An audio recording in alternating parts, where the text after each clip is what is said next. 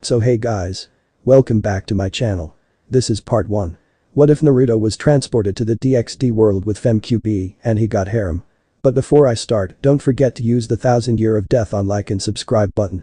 Now let's start the story. Chapter 1. New World New Problems. Naruto scowled and clenched his fists tightly as the man across from him just stared at him. Like many times before, his entire body suddenly lit up like a sun. Golden chakra with black seal-like markings spread across his body, a tattered cloak formed behind him with a collar having 6 Magatama markings on it, very much like the ones around his neck, and 2 of his endmost blonde locks spiked up, resembling horns. Why don't you just give it up, Naruto? You've got nothing left. The man across from him taunted. The man had clothing like flesh, 9 tomos decorated the back of it, as well as one much larger tomo at the top that had a ripple pattern to it. 6 other tomos also went around his chest area and he was holding a shakujo. While his left eye was purple and had a ripple-like pattern to it, his right eyes were red with 3 black tomos in it. We've already discussed this once before, Aido. Just because everyone and everything I know is gone doesn't mean that I'll give up. I refuse to let their deaths be in vain. They were trying to stop you from completing your F-King's stupid idiotic plan. And I will not stop until I draw my last breath. Naruto spat out the name as he had no desire to use it again. Naruto channeled chakra to his eyes as they changed. More specifically, they changed into his best friend's eternal Mangekyo Sharingan that had been gifted to him when Sasuke had died. HMPH. Stubborn until the very end, huh? You are still filled with such confidence. The Juubi's second Jinchuriki gave a sick twisted grin towards Naruto. Despite receiving Sasuke's eyes and the yin portion of the Kyubi's chakra from your father, you still have no chance of defeating me while I'm in control of the Juubi's power. We'll just have to see about that, won't we, huh? Naruto shot back as he got into a battle stance. Oi, you ready yet, Kurama? This could be our very last fight together, so let's not hold back anymore. Naruto announced towards his only friend left alive. The giant semi-humanoid kitsune that lives inside of him didn't need a second to think about his answer. Yeah, let's kill this bastard, but be quick about it, Naruto. As if someone signaled them to start, the 2 Jinchuriki rushed towards each other, their speed easily breaking the sound barrier. Aido thrust his shakujo towards Naruto, who countered with Sasuke's Kusanagi no Tsurugi. Normally, any object that made contact with a truth-seeking ball that was infused with Senjutsu would be erased from existence. But Naruto combined Kurama's chakra, his Senjutsu, and with his newly acquired eternal Mangekyo Sharingan to counter that. Naruto's left leg came flying towards Aido's chest, but said Uchiha merely blocked it with his left palm. Aido then spun around, smashing his shakujo right into Naruto's right cheek with so much force that it sent the Kyubi's Jinchuriki sailing through the air. Naruto quickly did a flip in the air, landing on his feet as he growled, wiping the blood off his lip while Kurama's chakra healed his fractured jaw. Oh, I didn't hurt you too badly, did I, Naruto? I mean, I knew you were always weak, but this is just pitiful. Aido taunted before slamming his shakujo cracking the ground. Naruto snarled in anger. I'll show you who's weak, you damn bastard. Aido sticked an eyebrow as he watched the ethereal form of the Kyubi take shape around Naruto. What really caught his attention was that purple armor that started to cover it from head to toe, along with 2 giant purple wings protruding from its back. Well, this certainly is new. To think that you covered that mode with Susanoo. The Uchiha remarked, not looking the least bit intimidated by the now draconic samurai kitsune. This is taking a lot more chakra than I expected, Naruto thought, as the ethereal figure of Kurama opened its massive jaws and started gathering a large amount of negative and positive chakra until it formed a massive purple sphere. Seeing this, Aido took the air as he gathered all of his Gudadama truth-seeking balls to form a protective barrier around himself. Let's hope my truth-seeking ball can handle a Bijuudama of that size and power. Aido thought to himself as the black balls began to cover his entire body in a protective sphere. Naruto's Sharingan began to bleed as he infused Amaterasu into his Bijuudama. Aido's eyes widened in slight fear. What the hell is he doing? He's really not trying to do something like that, is he? Aido thought to himself, not wanting to believe what this Konoha ninja was attempting. However, his eyes widened further as he saw the Bijuudama accept the black flames and have the flames coated. Naruto grinned at his achievement. To be honest, I didn't think it would work. But I'm glad it did. Naruto sheepishly thought to himself, melding the Bijuudama with the flames of Amaterasu.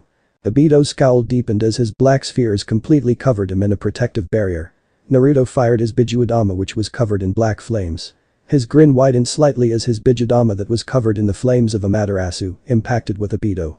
The large explosion appeared directly in front of Naruto, who, using his new Susanoo-clad Kurama avatar, its wings and tails encased, Naruto protecting him from the explosion. The explosion lasted for a few seconds before disappearing, and the dust eventually faded. Aido let out a groan as he lay on the ground. His left leg and most of his right arm were blown to bits. His ribcage was ripped wide open, although the Kyubi's chakra was working faster to ensure its host would remain alive. "This is it, Aido," Naruto said, aiming his Kusanagi no Tsurugi down at the barely alive Ichigo. "You've taken so much from this world, and all you've given it back is pain and sorrow. For that, I'm going to kill you." Naruto roared as he aimed the blade directly at Aido's heart. However, just before the sword made contact, the Ichigo's left hand shot out, grabbing the blade, stopping it with the last of his strength. Naruto scowled as he tried to force the blade down, but it didn't even budge. His eyes widened in surprise when he saw Aido's Rinnegan eye pulsed with power. "Yeah," Aido murmured as he channeled the rest of his chakra into his Rinnegan. "This is it, for the both of us. If I die, then I'm taking you down with me." Aido art can't Jiken nowhere outer path crack in time and space. Aido roared out. Naruto cursed himself for not releasing his grip on his Kusanagi. Within seconds the entire area shattered apart like a pane of glass. Naruto felt an incredible pull on his body.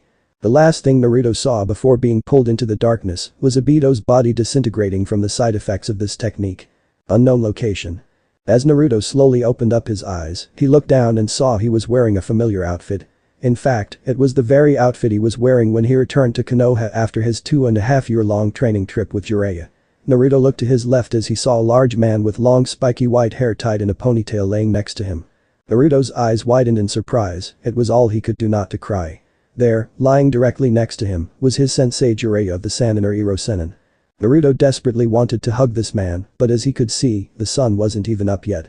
So Naruto decided to hug his sensei in the morning, as he decided to get a little more sleep. Naruto's mindscape. Naruto gave a soft groan as he opened his eyes, blinked a few times, and sat up in ankle-deep water. He was in front of a giant gate with large steel bars.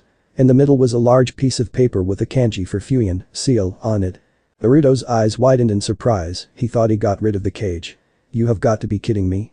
Well, I guess I might as well see how Kurama is doing." Naruto thought aloud. Naruto walked right up to the cage and peered inside, it was rather dark. Naruto's expectancy, a gigantic kitsune with red-orange fur and 9 large tails that lazily swing back and forth. Instead he saw 2 large shapes, 2 of them were orange in color, and there was a small shape on top of one of the orange shapes. Naruto frowned at this, something was wrong. Very wrong. Against his better judgment, Naruto cupped his hands around his mouth. "Oh, Kurama." Naruto hollered into the cage. Naruto was greeted by 2 large groans, followed by a softer one. "God damn it, Naruto. I'm trying to sleep here." What the hell is the cage doing here? I thought you got rid of it." Kurama yelled out. "I know the Kurama, what I want to know is who else is in the cage with you?" Naruto asked in a confused tone. Kurama's eyes widened slightly as he looked towards his left and he saw another large orange fox. The biggest difference in between himself and this other Kyubi was it looked like a giant fox with 9 tails, no humanoid upper body, arms, hands, or rabbit ears. "This is most interesting indeed. It seems you've replaced our host and you brought along your own pet to keep us company." A demonic female voice came out of the other fox's mouth, much to the surprise of Naruto and Kurama. "Kiyomi, what's with all the noise?" A silky smooth voice came from on top of the newly named Kiyomi's head. Both Naruto and Kurama followed the voice and their jaws dropped. There on top of Kiyomi's head was a beautiful woman. She had long, rich, black and blue hair which flowed down her back, she had bright pink eyes with black sclerae and pale white skin. She wore a beautiful silk, black and pink dress that would only belong to someone in royalty. She too had slender fingers, slender arms, curvy Hercules-shaped body, F-cup-sized bust, big round juicy ass, wide hips, and slender legs. "Riki, it appears our host has been replaced, and to top it off he brought a pet with him as well," Kiyomi spoke in a voice filled with humor. Riki bright pink eyes before staring down at Naruto. "Well, he doesn't look much different from our old host." Riki looked towards Kurama as her eyes widened. "Wow.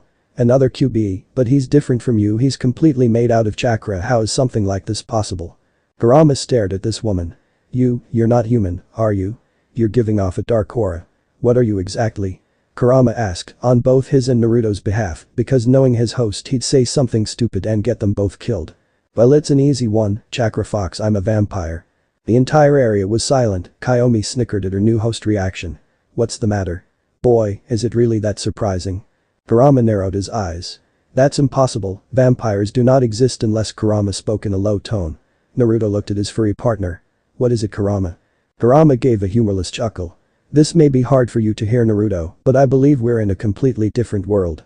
That last technique that bastard Aido used on us must have thrown us through a dimensional portal and you took over the body of this world, Naruto. And I joined you because I was sealed within you. Kurama explained, hoping that his theory was right. Naruto was silent before giving a sigh. Well, there wasn't really much left in our world to begin with, huh? Naruto spoke in a dead tone. Kairiki tilted her head. What you mean by that, Naruto-kun? Naruto clenched his fists tightly as he answered. War is what happened. Some psychotic bastard was trying to recreate the Kyubi and trap the world in an infinite genjutsu. Kyubi? Boy, were you dropped on your head when you were a child. There is no such thing. Kaiomi roared out, how dare this human say such a thing in her presence. Listen here, Vixen, the Kyubi does exist. Me and my partner down there have been fighting its Jinchuriki. That very creature is the progenitor of all that exists in the world. A god that created countries, it has the power to swallow oceans, split the land, and carry mountains. Kurama roared in anger. Both of you stop arguing. Kairiki yells out before she sighed, rubbing her forehead. Kaiomi, I think you misheard something. They're not from this world. Maybe in their world, this Kyubi existed, but in ours, it doesn't. The Queen of Darkness spoke in a calm tone. HMPH. Both Kurama and Kaiomi snorted out. Naruto then looked at the gate. He frowned as he jumped up towards the seal tag and in one motion ripped it off, revealing the spiral mechanism underneath the seal tag. Naruto focusing his chakra to his fingertips as he pulled off his sweatshirt, pressing his fingertips into his stomach, unlocking the Haki no Fukin Shiki. What the hell do you think you're doing? Both Kaiomi and Kairiki both yelled out, thinking that their new host was committing suicide. Kurama shook his head in disappointment. He's not going to die from unlocking the gate. Did you two really not notice that there is a secondary seal keeping us inside of him? Kurama answered in an annoyed tone of voice. The two demonic queens looked at Naruto with a deadpan expression. Now I'm just surprised that we can figure that out sooner, Kairiki replied in a slightly embarrassed tone. Kaiomi scolded herself. She hated being embarrassed. It wasn't like I was worried about you or anything, boy. Kurama simply snickered at Kaiomi's reaction, to which she sent him a bone-chilling glare. The gate completely vanished as Kurama stretched his limbs before walking towards Naruto. Kairiki jumped off of Kaiomi's head as she made her way towards Naruto, who seemed to back up. Don't worry, Naruto-kun, not going to suck your blood, at least not yet. Kairiki spoke in a seductive tone. Kaiomi's body began to glow bright red as it shrank down to human size. This caused Naruto to shield his eyes. As the light faded, Naruto blushed. Kaiomi had beautiful bright red crimson hair that reached her waist, blood-red eyes, bronze-skinned, 2 fox ears poking out of her head, and sprouting out of her tailbone were 9 fox tails. She wore a red kimono with a kanji for Kyubi on her back and a gold obi. She had slender fingers, slender arms, curvy hourglass-shaped body, F-cup-sized bust, big round juicy ass, wide hips, and slender legs. So Naruto-kun, why don't you tell us where you came from? Kaiomi asked in a friendlier tone. Naruto nodded as he cleared his throat and began to tell his story. Man. I'm not really going to write this down. For ideas, it's basically the entire canon story minus the end. As you read earlier, Naruto's battle with Aido.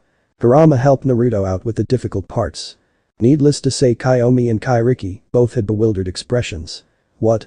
Is there really a big difference in between our worlds? Naruto asked. Kairiki chuckled. It wasn't a good chuckle, as a bad one.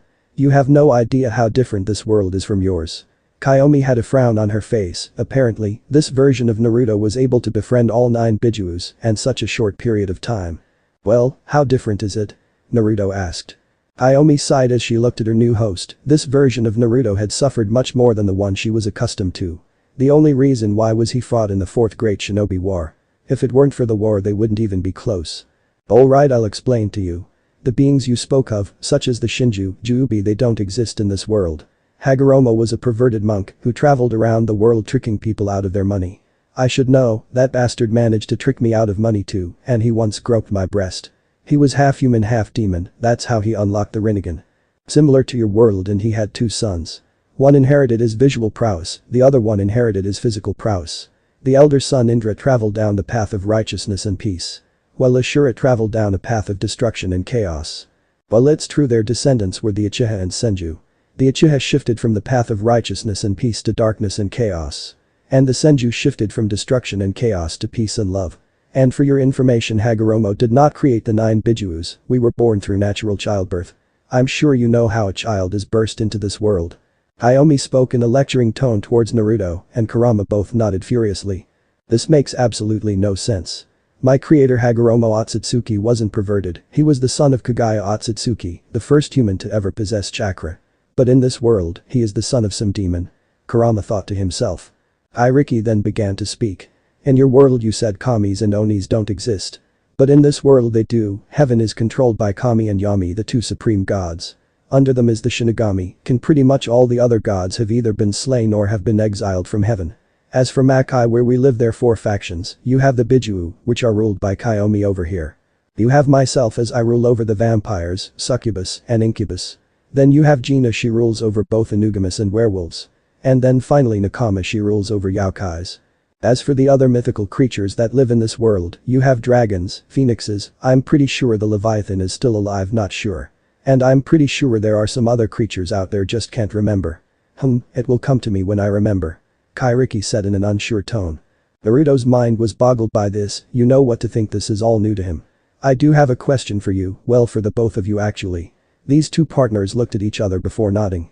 Okay, how good terms were you on with my counterpart? Naruto asked. The Gaki was loud and energetic, and he often used to come in here and say we owed a rent.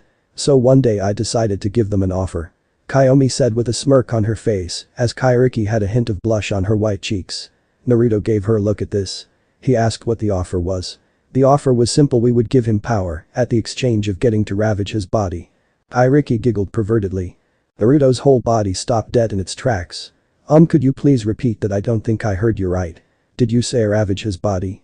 Naruto spoke in a bewildered tone. Kairiki simply nodded.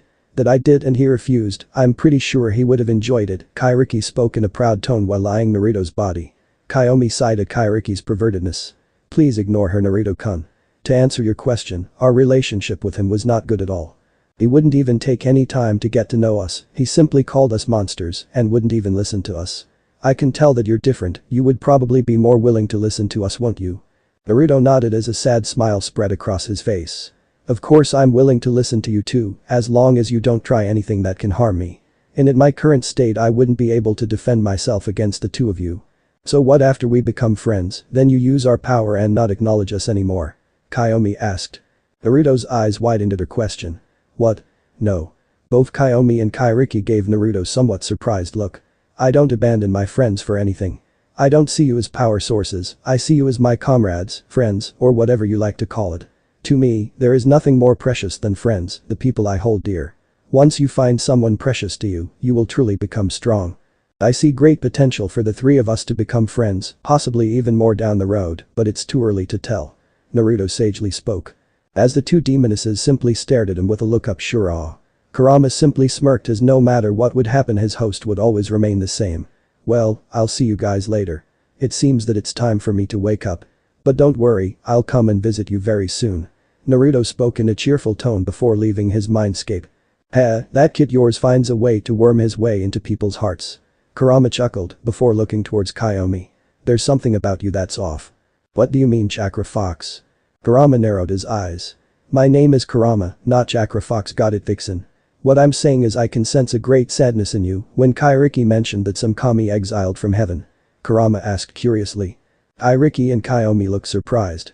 You can sense emotions, Kairiki spoke in a bewildered tone. Kurama stared down at the two demonesses. Yes, I can, it's one of my abilities. So Vixen, are you going to tell me or not? Kyomi huffed as she crossed her arms and puffed out her cheeks. Fine, you want to know. I used to be the former fox goddess Inari. I was exiled because Kami and Yami didn't like me associating with the being of Makai. And because of my friendship with Kairiki, I was exiled and turned into a demon. Kyomi spoke in a very soft, subtle tone. Kurama's eyes widened slightly, but he quickly composed himself before anyone could notice. You seriously got exiled, you for that? Is can be one of the dumbest reasons they exile someone. Then again, I wouldn't know, I'm just a massive chakra given consciousness. Kurama grumbled. Kyomi and Kairiki both decided to take a nap on top of Kurama's head despite his protesting. Chapter 2. New Naruto in a New World. On the outside, Naruto was positively ecstatic to see Konoha again. But inside, his heart was filled with worry and concern. Naruto knew from his arrival to this newer and strange land, things would be different. But he wasn't expecting the people he knew and loved to make such a drastic change. And an example of this sudden change to the world he used to is currently standing next to him. His godfather Jiraiya is vastly different in this world compared to his original world. Since then the training trip Jiraiya and Naruto were on was a test. Flashback. Shortly after waking up from his conversation with history tenants within his mindscape, Naruto awoke to see Jiraiya preparing some kind of food. Tears began to stream out of Naruto's eyes as he jumped and attempted to tackle and hug his perverted godfather to the ground. "Hiro Sennin. I'm so happy to see you again." Naruto wailed comically with a mixture of tears and snouts leaking out of his eyes and nose. This resulted in Jiraiya asking to kick Naruto in the side of the head, sending him tumbling away. This took Naruto by surprise. Jiraiya had never done this to them before. He looked up at his godfather only to see the same eyes everyone used to give him before. It was a look of hatred and discussion. It only lasted for a second, but boy do you hurt Naruto deep down inside. "Oh Gaki, what the hell is your problem? You're acting as if I'd died or something." Naruto quickly used his negative emotions and sensory abilities inherited from Kurama. He sensed nothing but hatred and negative intent directed towards himself from his godfather. "What the hell is this?" Naruto thought in a bewildered tone. "I must agree with you, kid, something about him. He was never like this in our homeworld. He's literally oozing negative emotions towards you. I think he has something planned for you, Naruto, be on guard around him," Kurama advised. "You should listen to him, Naruto-kun. He is a very vile and disgusting man, is also the biggest pervert I've ever met since Hagoromo. And that bitchy busty Hokage Tsunade has something planned for you, and I don't like it at all." Kairiki put her 2 cents into the conversation. Naruto gave a mental nod, while Kiyomi simply snarled at the white-haired sage. Apparently, she didn't like him either, although she didn't voice her opinion. Flashback Kai. Ever since that day Naruto has been extra weary of his perverted godfather and could only wonder how different everyone else was in this world. Naruto Uzumaki knew he was going to experience a lot of things that are not pleasant. During the training trip around the nations, Jiraiya hadn't taught Naruto much other than chakra control, a few jutsu, and teaching him to control the Kyubi no Yoko power. Naruto had no problems working with either of his tenets over the course of these 2 long years. And while Jiraiya failed to teach him anything, Kurama and Naruto focused on his chakra abilities. Refining his chakra control, elemental manipulation, taijutsu, ninjutsu, jinjutsu, dojutsu and Sambukajutsu. With the combination of his Kage Bunshin and Kurama's aid, Naruto was able to gain some other skills he did not train in originally. And thanks to Kurama being such a hard ass during his training he took while Jiraiya spied on girls in the hot springs. Naruto's mental capabilities had become sharper. Granted he wasn't the sharpest kunai in the box, but wasn't the dullest. Thanks to a combination of playing shogi, reading and many hours of ungodly studying, Naruto were able to spot and notice small details he would normally dismiss. He was also able to recall small details and notice his sensory abilities have gotten better. His sensory abilities gotten sharper thanks to Naruto continuously training with his abilities. To the point, Naruto can passively use his negative emotion sensing, as well as his regular chakra sensor abilities. He also practiced his Fuin Jutsu when Jiraiya again wasn't around. He wasn't a master, but he was a far cry from being a rookie. Being half Uzumaki had its benefits honestly. Which proved to be true when he was training with his base Sharingan and Eternal Mangekyo Sharingan, Sasuke Sharingan and his Eternal Sharingan. Due to him not being originally an Uchiha, the Dojutsu drains twice as much chakra to use. But Naruto already had large chakra reserves since birth, plus with Kurama, Kiyomi, and Kairiki within him. His chakra levels by themselves were at least low Biju level. Plus due to him host a vampire, a kitsune, and Biju. Naruto's physical abilities have also increased just at their base without chakra enhancing those abilities. His condition, contaminant immunity, health, marksmanship, agility, athleticism, awareness, balance, cells, combat, dexterity, durability, endurance, flexibility, instincts, reflexes, regenerative healing factor, senses, speed, stamina and strength were all enhanced by being host to these 3 powerful beings. I.e. enhanced condition superpower wiki. Also, Naruto had Kairiki, Kiyomi and Kurama apply gravity training seal, resistance training seal and chakra training seal to his body. So when the time came he could release these seals in order to buff himself for a period of time. This would allow him to fight just slightly longer if he ever needed to remove his restraints. And for 2 solid and 1/2 years Naruto had trained himself to the bone, all the while trying not to tip Jiraiya something wasn't right. Shockingly, Naruto didn't have to do much to fool the Sannin. Sure, there were moments Jiraiya was suspicious of Naruto. But he never acted on those suspicions as the man just saw it as Naruto being his dumbest self. For being a Sannin, Naruto compared this Jiraiya to the godfather he loved and knew and noticed several things. 1. This Jiraiya, while strong, was slow to notice that Naruto is slowly getting stronger each passing day. Naruto also noticed whenever he was in trouble or in a sticky spot, Jiraiya would also flash this look of hatred and anger. As if he is annoyed by the whole trip but kept up this whole charade of teaching him throughout the elemental nations. While Naruto was still his goofy self, he can become much more serious, calm, collected when he knew there was no holding back. His fighting style was still unorthodox and his taijutsu style random. But that is what Naruto favors. While he was stronger and had more time to grow, he still retained some of his core personality. He was just a bit more careful and thought some things were tough. Some things, others he still rushed ahead without some form of plan. Coming up with a plan on the fly. Other than hiding his overall abilities, Naruto decided to change his outfit, much to his dismay and utter joy to Kairiki, Kyomi, and Kurama. Naruto now wears black cargo anbu pants that are tucked into his mid-calf combat anbu boots that have shin protectors attached to them. For his undershirt, Naruto wore a black mesh armor shirt with a burnt orange muscle shirt and a thin black sleeveless vest. Over that, Naruto wore a black leather jacket with the Uzumaki symbol on the back. Tied around his forehead is his black cloth forehead protector. I can't believe it's been about 2.5 years, Naruto said, playing his part perfectly. Indeed. Was all Jiraiya said, as he kept a neutral expression on his face. Naruto mentally rolled his eyes as the man sucked at acting. Hell, he couldn't even hide his emotions that well. Naruto dropped his backpack to the ground as he ran up the side of a telephone pole. I miss this place. It hasn't changed one bit. Naruto howled. Exactly the same as my world, so far nothing too different. Iro Sennin seems to be more like the people of this village than the kind, caring, perverted old sage I remember. Naruto sadly thought to himself. You've grown a lot, haven't you, Naruto? A lazy voice spoke from behind Naruto. Naruto turned around as he saw Kakashi. Naruto stared at him for a second as he got the same negative emotions he got from Jiraiya he was now getting from Kakashi. This made Naruto's three tenets narrow their eyes. Yo. Takashi said as he gave a salute to Naruto. Naruto decided to play along. As he smiled and gave his usual stupid grin. Kakashi-sensei. Haha. You haven't changed at all. Naruto laughs as he jumped from the telephone call to the rooftop where Kakashi was currently sitting. Just like in his original timeline, Naruto gave Kakashi the Icha Icha Tactics novel that he received from Jiraiya as a gift. Kakashi negative emotions that he once held vanished, he began to physically shake. This is the latest in the Icha Icha series after 3 years. It's really boring, but you'll still like, I think. Naruto said. On the ground, Jiraiya huffed as he pouted childishly. Idiot. Agaki, like you wouldn't understand the beauty of that book. It's still an unreleased rare item to Jiraiya, thought to himself. Naruto wandered off as his next destination was Ichiraku Ramen. Maybe some good old ramen would be able to clear his mind and help him deal with his stress. Both Jiraiya and Kakashi stopped as they watched Naruto wander off. As promised, I'll lead Naruto back into your care. Kakashi glanced towards the Gama-sanin but didn't reply. I fear that the Akatsuki has been growing impatient and they may attempt to come from Naruto soon. I'm going to head around and gather as much information as I possibly can. You know, Kushina and Minato would be very angry if we allowed him to be captured before you turn them into a weapon. Jiraiya said in a cold, uncaring tone. You know, Jiraiya-sama, don't you think it's unfair to Naruto that we're going to turn them into a mindless drone? I understand it's for the good of the village, but I can't help but feel sorry for him when he finds out the truth.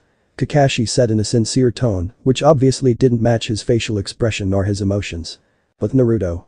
Naruto quietly made his way through Konoha. It was exactly the same. They didn't treat them like a hero, they treated him like a wild animal that needs to be put down.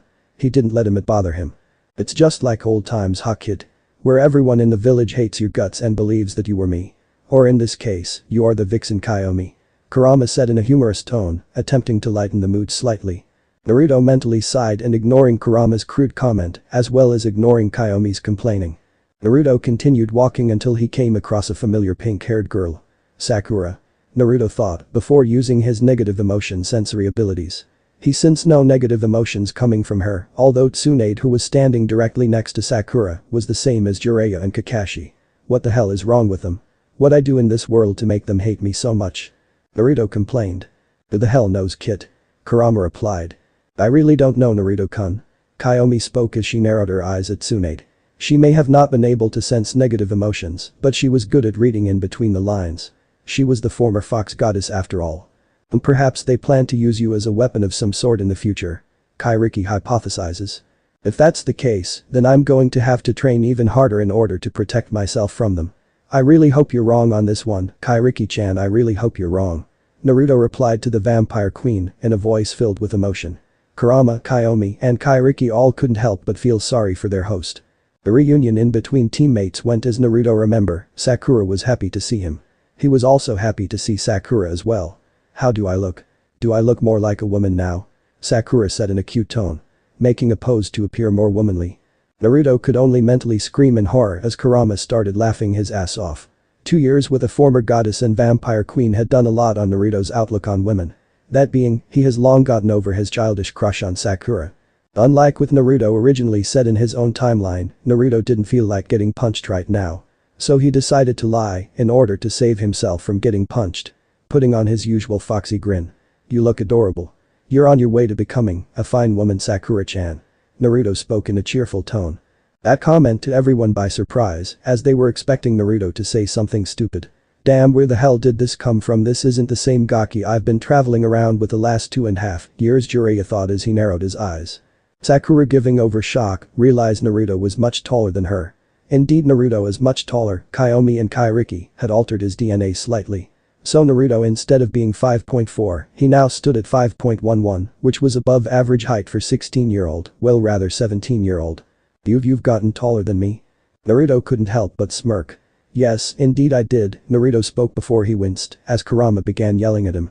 "You baka are supposedly blending and figuring out information, not trying to make everyone suspicious," Kurama yelled. "Time skip training field." Naruto sat patiently in training field number 7, awaiting the arrival of his tardy sensei Kakashi. Naruto mindlessly played with his kunai, sat under a tree within the shade. Sakura stood still under the same tree with her hands folded in front of her, waiting patiently for the same tardy person. The tension between the two shinobi wasn't noticed by the whiskered hero. He had a face that was lost in thought. Sakura took notice of Naruto's silence, which made her wonder what had happened during the training trip. Maybe he has finally grown up. Sakura thought positively, hoping Naruto finally given up on the pointless chasing her. She was in love with Sasuke and he was the only one for her. Sakura's facial expression took on a dreamy look as she had thoughts about the duck-ass Harimo. Naruto felt he was being watched by some Anbu teams with his passive sensor abilities. Though he never made an outward sign of being aware of them. Naruto knew very well that maybe he should leave this village. He had a gut feeling he wasn't safe in this village anymore, which is alien and foreign to the whiskered shinobi. He had this bone-chilling feeling ever since he stepped into the village that something was very wrong.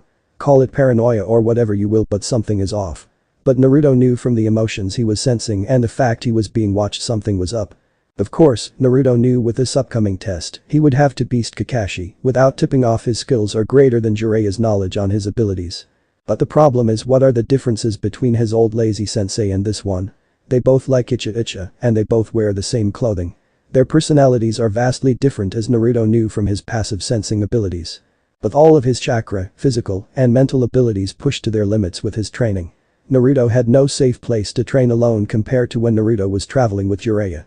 Now he had to solely train within his mindscape, which will not be a problem. Unless he magically finds some way to use Kamui, Naruto would lose out on the physical aspects of his training. But there is nothing much he can do. He doesn't trust this Jiraiya, Kakashi, and the others are suspicious. Plus the fact he has Anbu watching him. Yeah, it only proved farther proof something is up. Naruto and the three tenet had theories. None of them are pleasant to think about all that much. Yawning a bit, Naruto decided to enter into his mindscape as his physical body took a nap.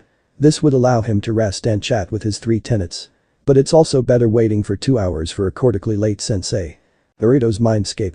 And Naruto's mindscape had changed drastically since arriving this new strange world. It greatly resembled a royal throne room. At the end of the room had 3 throne chairs and the giant pillow, which Kurama would usually be found sleeping on. Over the 2.5 years Naruto has been traveling and training, his relationship with his three tenets had increased greatly. Naruto's relationship with Kurama had increased from partners to a brotherly bond. Naruto and Kiyomi were on very friendly terms, although she would never admit it, she's kind of tsundier. Naruto and Kairiki relationship was, you'll be better if you guess for yourself. Let's just say Naruto was no means a virgin anymore after the Blood Moon night. The moment Naruto walked into the throne room, he soon found himself fighting to breathe as his vision went black. His head was in between 2 large masses of flesh, and he could hear the very slow and gentle heartbeat of the Queen of Vampires. Contrary to popular belief, vampires did, in fact, have a heartbeat and were alive in a sense. Well, they are indeed immortal in some form that makes them very tough to kill. Especially so in Kairiki's case as Queen of Vampires, and none of the normal vampire weakness work on her. Oh, Naruto-kun, I'm so happy to see you. "Oh please stop moving around so much, your breath is so hot, it's making me all hot and bothered Kairiki sounded out before Naruto finally gathered the necessary strength to break her hold on him. Naruto blushed madly as he gasped to fill his lungs back up with air. Kairiki had a faint blush and a naughty sultry smile as Naruto's hands were firmly placed on her massive soft gentle globes of flesh. Naruto noticing where his hands are blushed madly and took off his hand like it was touching a hot coal. Sorry Kairiki-hime. Naruto apologized to the queen which caused her to giggle. It's okay Naruto-kun, I don't mind you touching my body. After what you did to me. I want you to touch me all over. Kairiki said with a perverted smile and a small drop of blood leaked out her nose. Kairiki rubbed her thighs together remembering that night. Aomi could only blush wildly as memories flooded back to her mind. She wasn't able to get any sleep with the Uzumaki and queen going at it. Naruto's body was completely flushed as he became redder than a cherry. As amusing it is to watch Mayatado get teased by his mate lover. I think more important matters are at hand. Kurama spoke, amused as his Atado tried to suppress his hormones. Hey Nikki. Me and Kairiki aren't even married yet. Naruto yelled out in embarrassment. A playful giggle could be heard from Kairiki as she went behind Naruto and hugged him from behind. Her massive breast and amazing figure pressed against her king. Oh Naruto-kun, that's why I love you. You're so kind and gentle with me. But Kurama-sen is right, we have to up your training tonight, darling. Kairiki said as she caresses her lover's cheek. Naruto slightly blushed at the feeling of Kairiki's body pressed against his. But he nodded in agreement.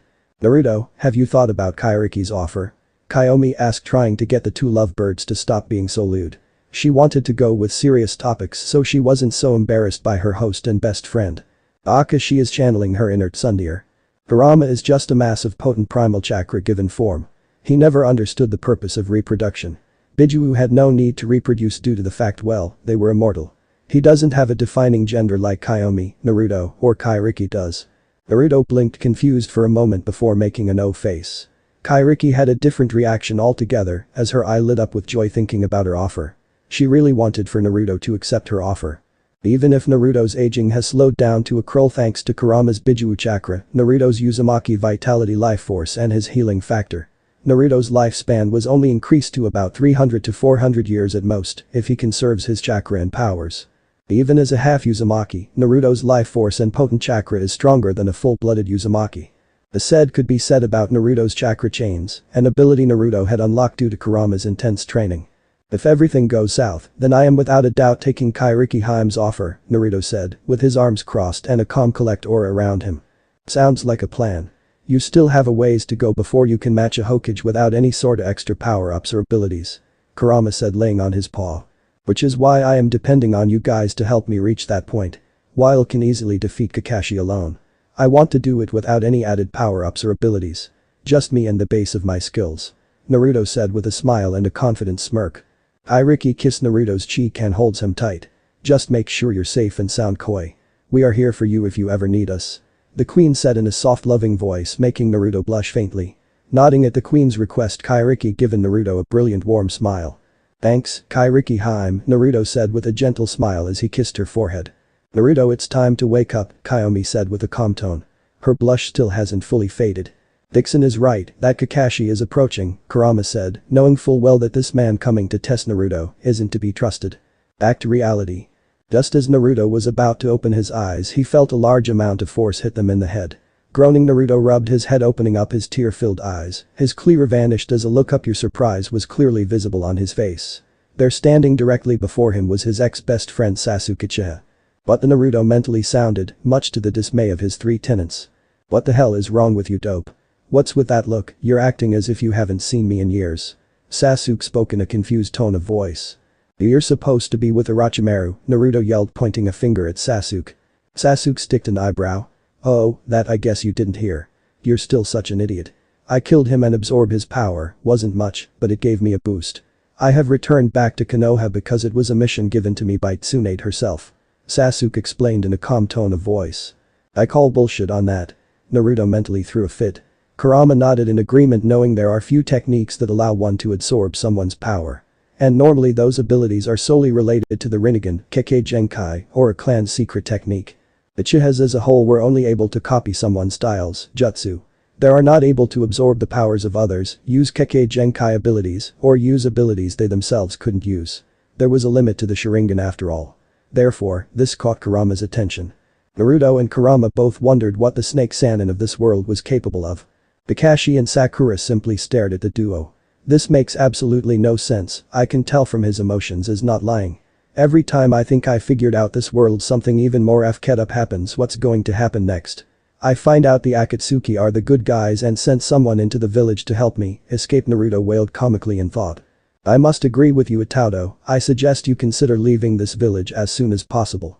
I don't like it here, the amount of negative emotions I'm getting from everyone is sickening. Kurama growled in response. Kurama was starting to worry about his Itaudo's safety. Yes, I must agree with Kurama as well, Naruto-kun. They are planning something and it can happen eventually. By then you will need to be long gone from this place. It isn't safe for you anymore. Kairiki spoke in a worried tone for her lover. Yeah guys, maybe you're right, I just hurts knowing that everyone I knew before are so different.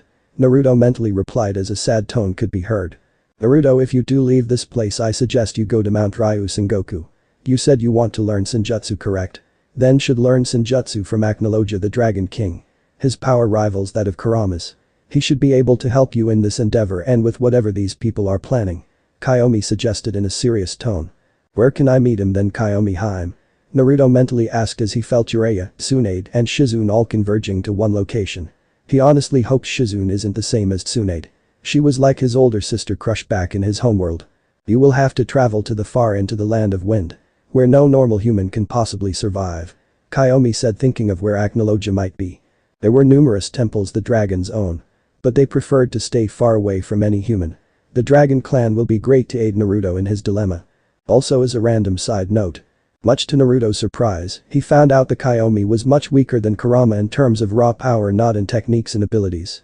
Kiyomi was 3 times weaker than Kurama, if not more, in terms of raw power. Kairiki was right around the same level as Kiyomi. Alright, when I leave I'll definitely go there. Because as long as I have the Toad contract, that pervert Jiraiya can track me down. Naruto replied. Kurama became curious as he remembered Naruto did sign the Toad contract in their original world. But did the former Naruto sign the same contract? After his Naruto overwritten this world's Naruto existence. The old Naruto from this world would cease to exist. So would the summoning contract still apply, or would Naruto's name not appear on it? Or did this world Jiraiya not allow Naruto to sign the contract? Naruto did not try summoning anything during the training trip. It's a theory he will have to confirm. Wait, Naruto's name will be removed once he dies. So all Naruto has to do is take up Kayatiki's offer as soon Naruto gets enough distance between him and the village. He will die, but only a few seconds. That will be enough to remove his name and be sure they can't summon him back. Kurama thought to himself as he thought up a place Kairiki can fulfill her offer. Kakashi stepped forward and putting his Icha tactics away before pulling out a pair of bells. You 3 know the rules, come at me with the intent to kill. Because if you don't you won't get these bells from me. Kakashi announced. Naruto took a calming breath as he got into a fighting stance, as did Sasuke. Sakura was fawning over Sasuke. She completely forgotten everything Tsunade taught her the moment Sasuke came back. Naruto felt Tsunade, Shizune and Jiraiya all standing near each other. I should make some clones and scatter them around the area. If I can get at least one to spy on their conversation, I may able to pick up what they have been hiding. Naruto thought as he nodded, coming up with a plan. Careful Itaudo, this a dangerous game you're playing. Make sure to hide a shadow within a shadow. Kurama spoke to Naruto as the whiskered Jinchuriki smirked confidently. The shadow hidden within another shadow. Kiyomi and Kairiki bother thought to themselves. Off in the distance next to some trees, we find Tsunade, Shizune and Jiraiya sitting down about to watch the Team 7 fight against their sensei after 2.5 years of training. Jiraiya grinned. I kind of feel bad for him. Kakashi was instructed to attack him specifically by them. Jiraiya thought sinisterly. Unaware Naruto could feel the sinister emotions coming off the Toad Sage. Kurama growled protectively as Kairiki had her fangs extend, her vampire instincts kicking to protect her lover. While Naruto was on par with a Jounin shinobi right now without any sort of power-ups. She knew he would need her help to become stronger. This is what her offer is for, to make her lover stronger than most can dream. Page Bunshin. Naruto summoned 4 clones as they all scattered.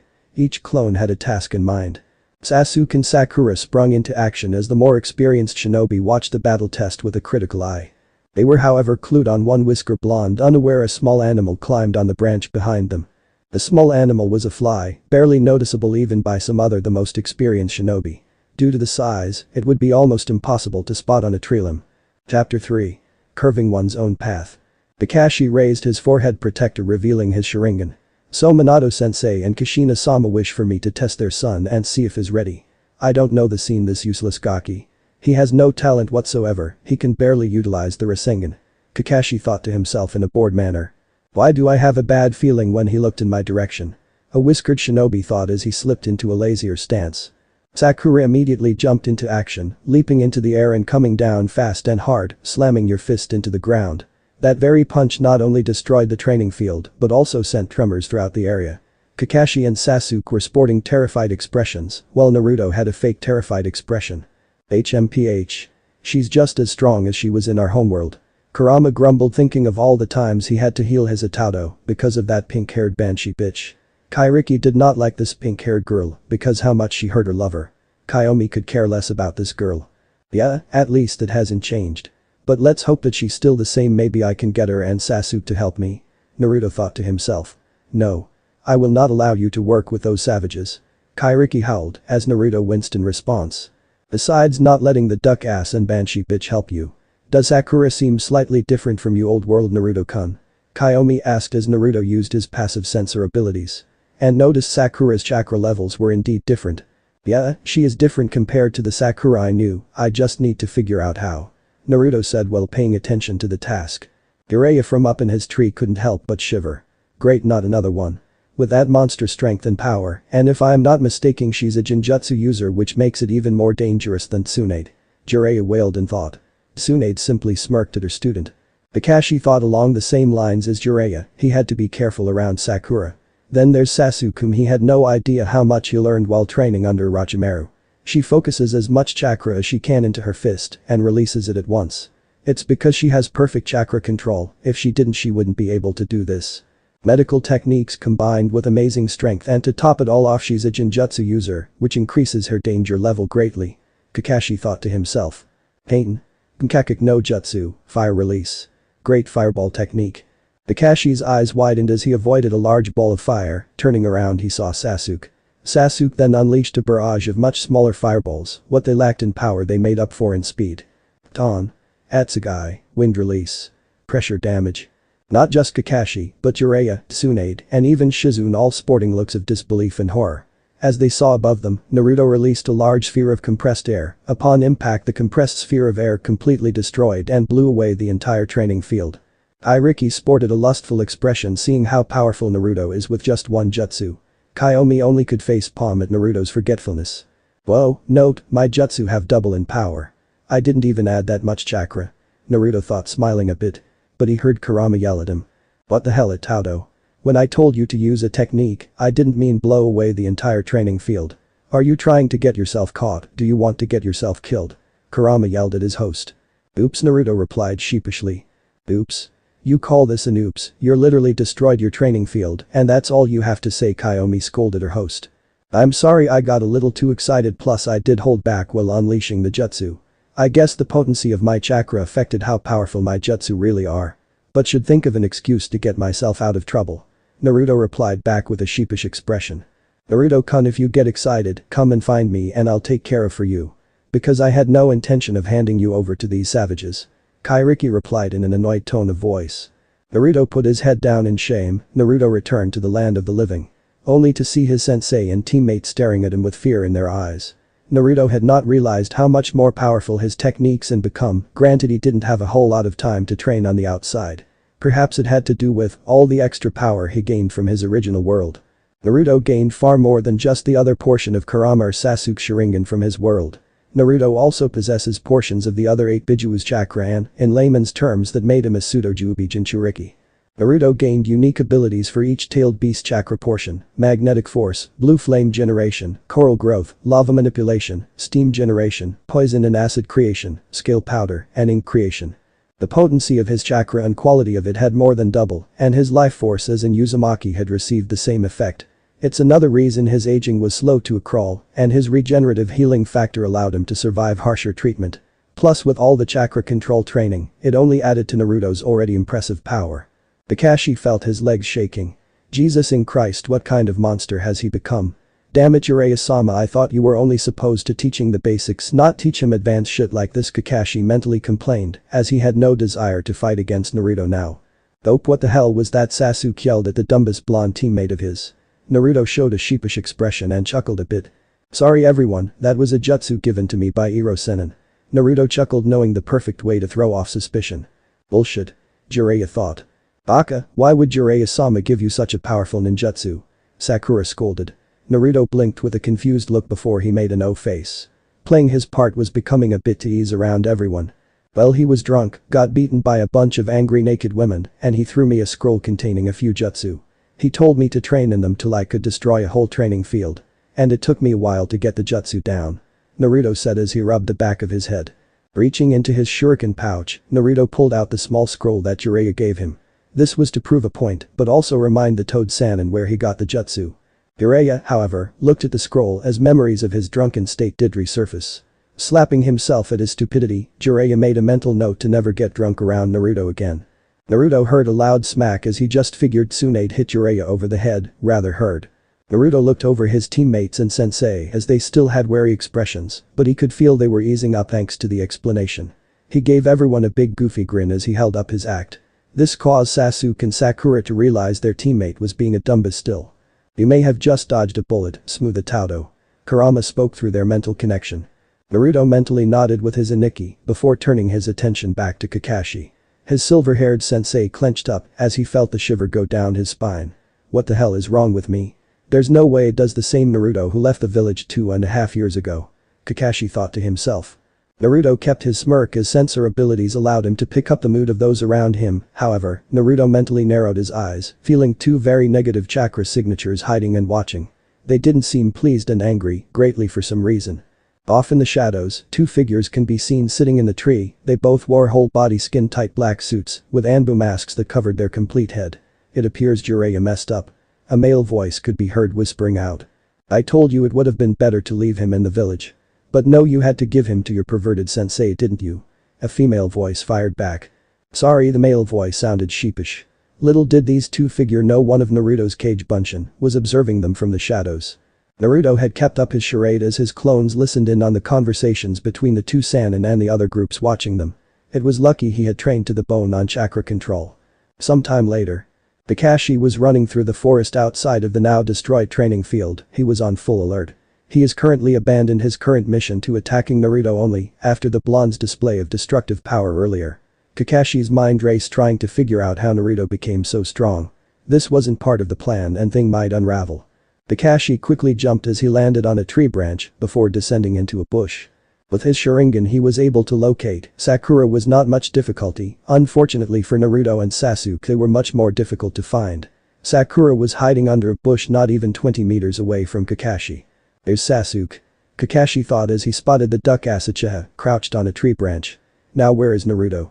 This isn't right, he's supposed to have horrible chakra control, and yet I can't sense his chakra signature at all." Kakashi pondered before dodging, and deadly spiraling sphere of chakra aimed for him. Rasengan. Kakashi quickly and effectively dodged Naruto's Rasengan, only for him to hear the chirping of birds approaching fast from behind him. Kakashi's eyes widened as he saw Sasuke charging at him with Chidori at full power. Chidori. Kakashi quickly dodged before delivering an earth-shattering kick to Sasuke's left cheek. Kakashi swiftly turned around and blocked Naruto's punch, although upon contact Kakashi's felt something off about Naruto's chakra. Kakashi was by no means a sensory type, he can see chakra in its initial stage with his Sharingan. It may have only lasted for a second, the silver-haired scarecrow felt something off, something ominous about Naruto's chakra. What was the just now? Kakashi thought, only to be brought out of his thought process by Sakura, who came down with a dropkick aimed directly for Kakashi's head. "These three aren't giving me any time to think or prepare." Kakashi mentally groaned. Kakashi created some distance in between him and Team 7. Shinobi Tactical Knowledge Number 1. Taijutsu. Kakashi, however, shiver in fear or terror as Naruto had a big fox-like grin. Struggling to shrug off the dread he feels in his gut, Kakashi hardens his expressions and steeled his resolve. Kakashi rushed towards his students as he came into contact with Naruto first. The two exchanged a few punches and kicks before Naruto jumped into the air. "Ah! Got ya!" Sakura yelled, throwing multiple monstrous punches at Kakashi, who dodged in effortlessly. "I just need one shot." Sakura cursed her lack of speed. Her teammates had different reactions at her comment. Sasuke given his usual HN sound as Naruto merely just looked at Sakura, disappointment hidden behind his usual facade. "It won't do any good if you can't hit me." Kakashi teased, only for him to back into a tree, quickly ducking as Sakura demolished the tree. Kakashi quickly pulled out a kunai in order to block Sasuke's sword strike. The two exchanged a few slashing blows as sparks were sent flying in every direction. Kakashi crouched down and kicked Sasuke in the chin, sending you up into the air. Jumping into the air, Kakashi wrapped in bandages around Sasuke's body. Amit Range Primary Lotus. Kakashi pile drives Sasuke's body into the ground. Kakashi quickly jumped out of the crater. After a quick closer inspection, he noticed there was a log in the crater instead of a body. Perform the replacement jutsu. Where could he be now? Kakashi pondered for a second. Damn, they've gotten pretty good. But where is Naruto? Kakashi wondered to himself, although he didn't have to wonder for too long. Konoha's secret finger jutsu. Senin Garashi 1000 years of death. Kakashi's eyes widened as he turned around only to see Naruto crouch down behind him. Without warning, Naruto rammed his fingers into Kakashi's bottom. The silver-haired scarecrow's eyes widened comically. Naruto couldn't help but grin. He had finally gotten revenge, sending the former Anbu captain flying to the air. Tears streamed out of Kakashi's eyes as he was sent flying through the air before he flew into a tree. Naruto was rolling on the ground laughing, holding his stomach. Ha ha ha ha ha. Naruto laughed while pointing a finger at Kakashi. Kurama, who saw the whole thing, couldn't help but laugh as his voice boomed. Tears formed and Kurama's breathing became hoarse and the air from his lungs became depleted. Kairiki and Kaiomi had an uncontrollable fit of giggles. Though Kairiki's giggles and fits of laughter was sounding perverted and slightly filled with lust. Kaiomi had started banging the ground as her laughter caused her breathing problems. Tears formed at the corner of her eyes. Anyone who saw Naruto's actions either had to struggle from bursting out into a fit of giggles or laughing much like Naruto. Sakura and Sasuke were torn between laughing like idiots and complete shock. More so shock for Sakura, Sasuke shaking his head while trying to control his laughter. Jiraiya frowned, unpleasant memories resurfaced. Remembering the prank Naruto pulled on him spying on a bunch of women back at the Kaminari no Kuni, Land of Lightning. Tsunade held a neutral expression as she just stood there in silence. Shizune has no problem laughing at Kakashi, as her uncontrollable giggle sounded like a sweet melody. Team 7 made their way over towards Kakashi's body that was embedded into the trunk of the tree. Jesus, Naruto. Do you think you hit them hard enough? Sakura, as she grabbed one of Kakashi's arms and literally yanks him out of the tree. The silver-haired Jounin dropped to the ground like a brick. His eyes were sporting spirals as he clearly knocked out. Oops. Sorry about that, I think I'm the little carried away. Naruto said while scratching his whiskered cheek with a single finger as he chuckled sheepishly. HN. Dope, were you trying to kill him? But no, of course not, Sasuke, why would I want to hurt Kakashi-sensei? Naruto howled as he wanted to keep his act for as long as he possibly could. HMPH, the people of this village are even dumber than the ones from our homeworld. But then again, that's not saying much, Kurama muttered aloud. HN. It doesn't matter, in the end, we won and he lost. Sasuke grunted, acting as his usual emo self, before reaching down and grabbed both of the bells latched onto Kakashi's belt. Tsunade, still sporting her neutral expression, walked over to Jiraiya and grabbed him by the ear. You have a lot of explaining to do, and I don't think they're going to be particularly happy with you, Tsunade growled, ignoring the pervert's cries for mercy. Shizune followed her master, although she wasn't looking forward to the beating Jiraiya would receive from them. Naruto blinked as he noticed everyone but the Anbu were leaving.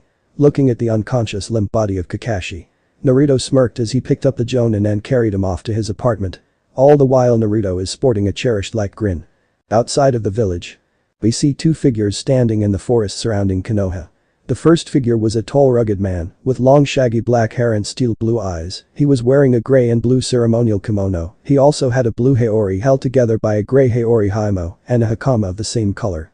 The second figure was a beautiful young woman with long wavy black hair. Her left eye held a byakugan, while her right eye possessed a sharingan. She was wearing a black cloak with multiple red clouds printed on it. Shall we collect Kaiomi Haim and Kairiki Haim's Jinchuriki Suskun? The young woman asked the rugged man. Let's wait until tomorrow night, besides he just got back to his home village. He deserves at least another day before we take them out of this hellhole, Mikasa-chan.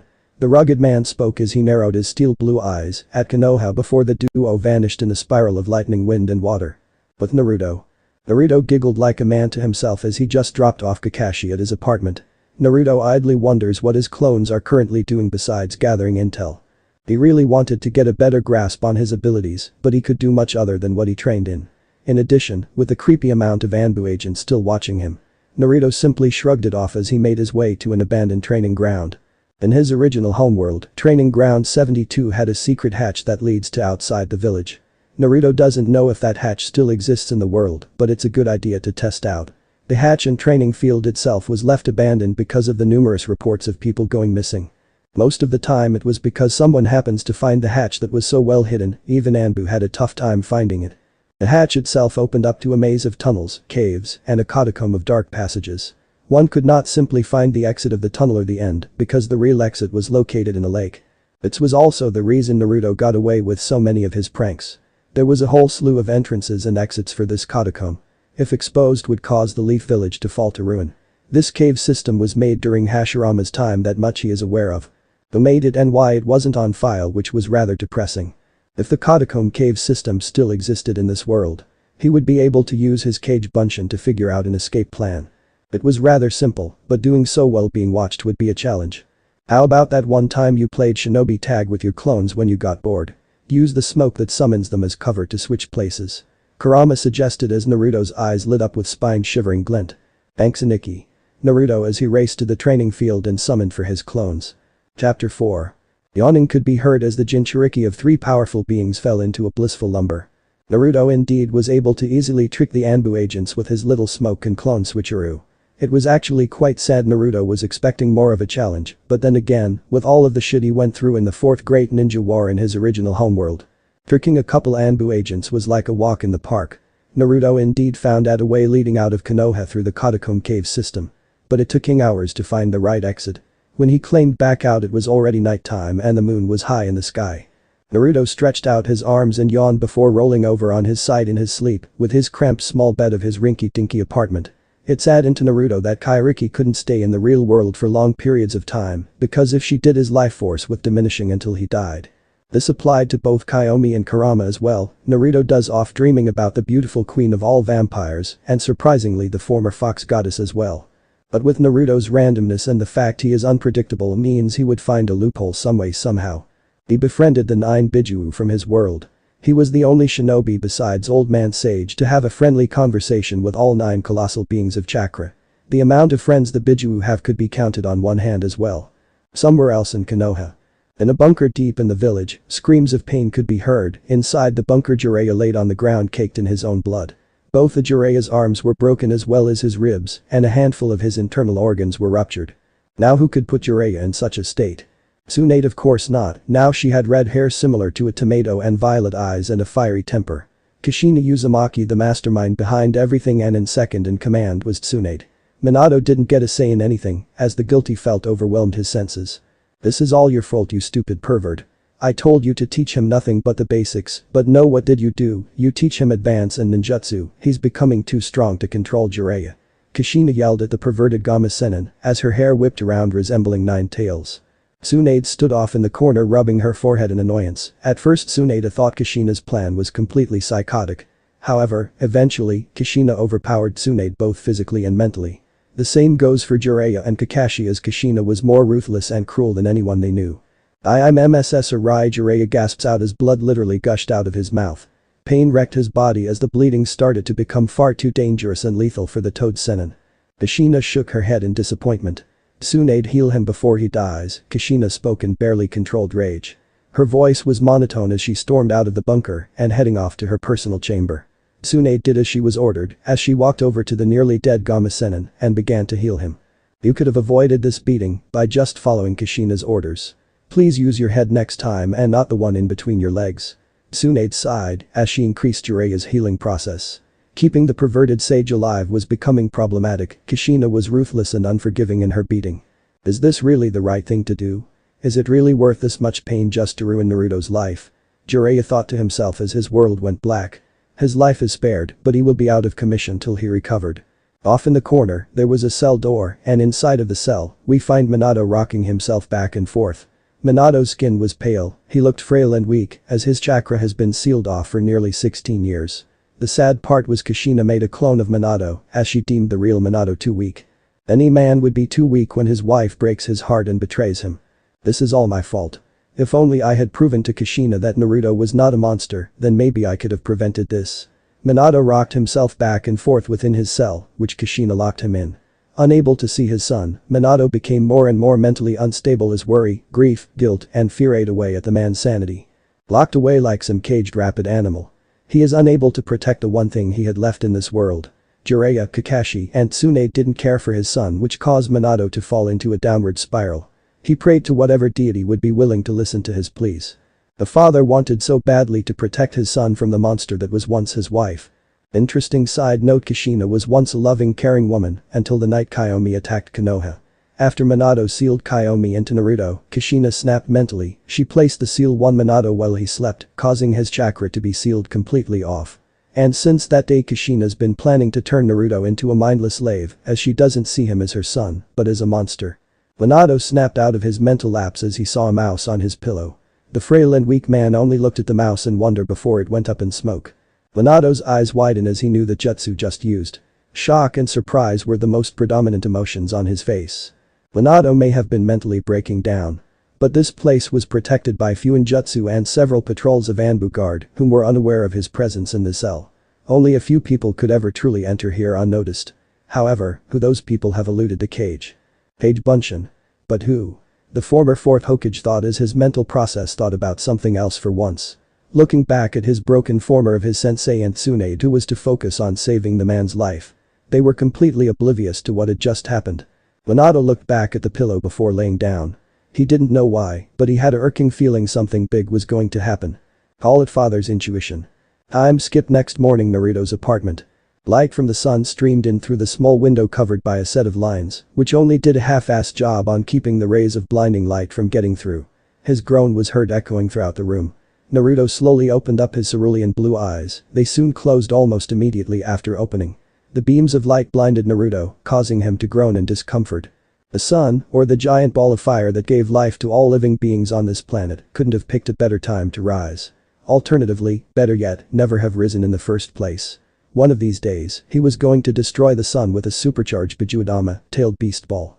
Either that, or figure out a way to turn it off. Kurama within his mindscape only could shake his head at his little brother's desire to commit mass genocide. Even though he knew Naruto would never do such a thing. He was simply too kind and gentle. Unless you were Madara or Aido, Naruto could forgive pretty much anyone. Grunting and cursing slightly, Naruto finally forced himself up into a sitting position on the bed and yawned. Mornings, something Naruto absolutely disliked with a burning passion. The young man began to stretch as he could feel his bones cracking and popping. The noises that his bones made would make any normal person cringe in disgust. Within his mindscape, Kurama watched as Kairiki and Kiyomi were wakened as well from their slumber. However, Kairiki seemed to be muttering some odd curses about being up so earlier or hating the sun with a passion. Kurama raised an eyebrow knowing the vampire queen wasn't bothered by sunlight like other vampires. It just annoys her to be mobile in the sun. Finally, Naruto got his lazy ass out of bed. Rubbing the back of his head hoping today would be a good day. However, the moment Naruto stood up, all the memories from his clones flashed through his mind. This caused the blonde to yelping pain as he gripped his head slightly. Perhaps 100 shadow clones was a bit too much. Especially first thing in the morning receiving all these new memories, although one man, in particular, stood out above all the others. Anger and rage filled Naruto's entire being. He only been this angry once before, and that was when he fought against Aido after he became the Kyuubi Jinchuriki. These new memories even surprised his 3 tenants, more Kurama than Kairiki or Kiyomi. However, Kairiki and Kiyomi flinched at the pure amount of bloodlust, killing intent, and primal wild raw power Naruto was releasing. Kurama wasn't affected by the sudden release of his little brother's own Biju chakra within the young man. Kurama did, however, note that the Biju chakra was not of his sibling, but of the Kyuubi itself. No wonder the old man feared the Kyuubi just as much as his mother. That power, even at a fraction of it, could overpower any of us. I might be a fragment of the Kyuubi. However, even I don't process such potent and thick chakra. What other effect could possibly happen with the Kyuubi's chakra in Naruto's system? Kurama thought to himself. Kairiki tried to whisper sweet words to Naruto, trying to calm him down before he alerts the whole village. Naruto couldn't believe that his own mother was the one behind all of this hatred directed towards him. She could not accept the fact that he was turned into a Jinchuriki, so she plans to make him a mindless drone instead. In addition, what was worse, she sealed off her own husband's chakra and locked him away like a wild animal. How could she do something this horrible? No, she's not my mother, and this bitch is not even remotely close. Moreover, I have to remember, these people are not my friends or family. They just have their face and voice. Nevertheless, what they don't have is the heart, soul, and love that my friends and family does. Naruto thought to himself as he could not stop himself from shaking in anger. For once Kurama had no words. He was completely silent for the first time in over 1,000 to 2,000 years since his creation. He has seen cruelty among humans, yes, but not to this degree and not this detailed. He always thought human were ants and pests before he met his little brother Naruto. How could she do such a horrible thing? Even us demons wouldn't even dare to such a thing. Kairiki spoke as she covered her mouth with her hands. Kaiomi nodded in agreement with Kairiki's statement as Kurama glanced at the former goddess and vampire queen. Kaiomi snarled. I've seen some horrible humans in my time. However, you're the woman who gave birth to you takes the cake, this is an all-time low. Kaiomi growled. Interesting fact, Kaiomi attacked Konoha not purposely but to attack a certain someone, which she refuses to tell Naruto until he's strong enough to deal with this being. Naruto remained silent, thinking of his real mother, the one whom given birth to him back in his home dimension. He couldn't compare the two, while they were both physically the same. His real mother was strong, brash, compassionate, and powerful. Even if she was knocked down, she just back up and kept fighting. In addition, when his real mother learned he was going to be a Jinchuriki, she still loved him, overwhelmingly so. This Kushina couldn't even begin to compare to his mother. Something Kurama silently agreed with his little brother. He may have hated Kushina for being pinned to a damn rock. However, Kushina was able to keep him at bay with just a seal and her chakra chains. That seal was weaker than Naruto's, mind you. Kurama respected Kushina from their world to a degree. She was a pain, yes, but she was tougher than hell. Kurama finally gained enough composure to speak. Naruto, what are you planning on doing? Kurama asked his Itato, curious on what Naruto was going to do. Naruto clenched his fists until his knuckles turned bright white, blood began to drip out from in between his fingers. Gritting his teeth as Naruto's whisker marks became feral, his eyes became scarlet red as his pupils became slitted like cat's eyes, his fingernails started to resemble claws, and finally, his teeth became fangs. We're leaving tonight. In addition, I'm not leaving without my father, I'm not letting him rot away like this. I won't let him spend one more day in that prison. If I have to kill that bitch that gave birth to me, so be it, Naruto replied in a demonic tone that sent shivers down his two of tenant spines. Though both tenants shivered for a different reason. Kurama could only give a feral fanged grin at his Itato's answer. Yes, that is good and all, but how will you break in undetected, break the fuinjutsu that binds him, get out of the village, and deal with those a part of Kushina's plan? You can't simply smash your way in. Nor can you fight off a squad of Anbu by yourself. Kurama pointed out. While Naruto is indeed powerful to the point he can fight on equal terms with a Jonin. He couldn't take on a whole squad of highly trained Anbu, let alone two Sannin, his mother, and whoever else is following Kushina. Naruto calmed himself down and rubbed his face with his hands. 1,000 different things racing through his mind all at once. Kurama was right, and he couldn't just simply bust down the door and go on a rampage like he wants to. He had to sit down and think of a plan before he made his move. The problem wasn't getting in, blood seals lined the building and entrance. Only Kushina, Minato, Jiraiya, Tsunade, and a few others were allowed to enter. In addition, with him being their son so to speak. No alarms will trip as he has their blood flowing through his veins. That was one of the major weaknesses of that place. It's also why his cage bunshin were able to sneak past unnoticed. Blood-related seals are not that complex compared to chakra seals. So it left a number of loopholes one could exploit. One Naruto could very well use to his advantage if he plans carefully. If it was a chakra-related seal with a blood seal, then it would be near impossible to even enter that place. Hey Kurama, do you remember when Jiraiya was lecturing us on blood and chakra-related seals and what they are good for and not good for? Naruto asked his brother. Kurama blinked, confused for a moment before a savage grin made it onto his face. Aidomi and Kairiki blinked confusingly. They never understood the art of fuinjutsu much, but Naruto did, while Kurama had a basic understanding of the art. You sly fox kid. Kurama said as Naruto summoned forth some cage bunshin. You all know what to do, Naruto said as his clone saluted and left to do their tasks. Koi, what are you planning? The gorgeous vampire queen asked. Let's just say there is a reason I am called Prankster King from Hell. Naruto replied as Kurama started to laugh and Kaiomi only ended up more confused. One thing was for sure, Minato was indeed correct, something indeed was going to happen. Something very big. Konoha's self-destruct sequence began the moment Naruto stepped within the walls of this village. Time skip nighttime. The sun was finally setting on the once glorious village of Konoha. Naruto had all of his cage bunshins out into the village, fulfilling their diligence by getting the supplies he needed. Surprisingly, most of the people in this timeline were much stupider or so much different from his homeworld. A simple henge no jutsu was enough to fool the Anbu agents. This is rather depressing and worrying to the Master Sage. Something that also surprised Naruto were all of his friends. They were all so different. Shikamaru was stupid, ignorant, as well as a glutton. Choji was smart, arrogant, and anorexic. Ino was very shy, timid, and had a fear of boys. Kiba hated dogs and loved cats, which in itself was very weird seeing he is part of the Inyazuka clan. Hinata was a huge bitch and she would often whore herself out. Niji was Jiraiya's living incarnate as he is a shameless pervert. Lee was the same as he was in Naruto's original world. Tenten has no real talent with ninja tools at all and would often cut or hurt herself. Sasuke was still the same arrogant prick, although he was somewhat of a player. Sakura is a whore just like Hinata, so there wasn't much he could add other than he found out she is a genjutsu user. Which was sort of unsurprising, but not by much. Sakura from his old world had perfect control of her chakra and could be a great genjutsu user, but she focused on medical techniques alone. As this greatly saddened Naruto as all of his friends are so different, but he had no time to whine over such things. The people of this world made their choices and they would have to live with them. Whether their choices are glorious or horrifying, everyone had to bear the weight and burden of their own choices. Naruto is currently making sure he had everything he needed. 100 explosive tags, 10 containers of itching powder, 15 whoopee cushion with rocks tied to them, and a homemade smoke bomb that smells like cherries and caused ever breathe in the powder would cause very strange hallucinations. Granted, Kiyomi taught Naruto how to make the smoke bomb as she was still kitsune and she loved pranking people. Naruto is ready to raise hell to get his father back, although Naruto had the distinct feeling that someone is watching him. One of the signatures was definitely a chakra signature. Yellow one was immensely powerful but did not possess chakra. It felt similar to Kiyomi's power, only stronger. Naruto-kun, I recognize this power, it's Susanoo, the former storm god. But why is he here and what would he want with you? Kiyomi spoke aloud to her host. Susanoo? What is he like? Naruto replied. He's a hopeless drunk and nearly got himself killed by Amaterasu-chan. When he destroyed a race field in a drunken stupor, there was that reason alone why she is considered the strongest god without counting Kami, Yami, and Shinigami. Kairiki replied, shivering at the being Susanoo received. Kurama couldn't sense any negative emotions coming from these two.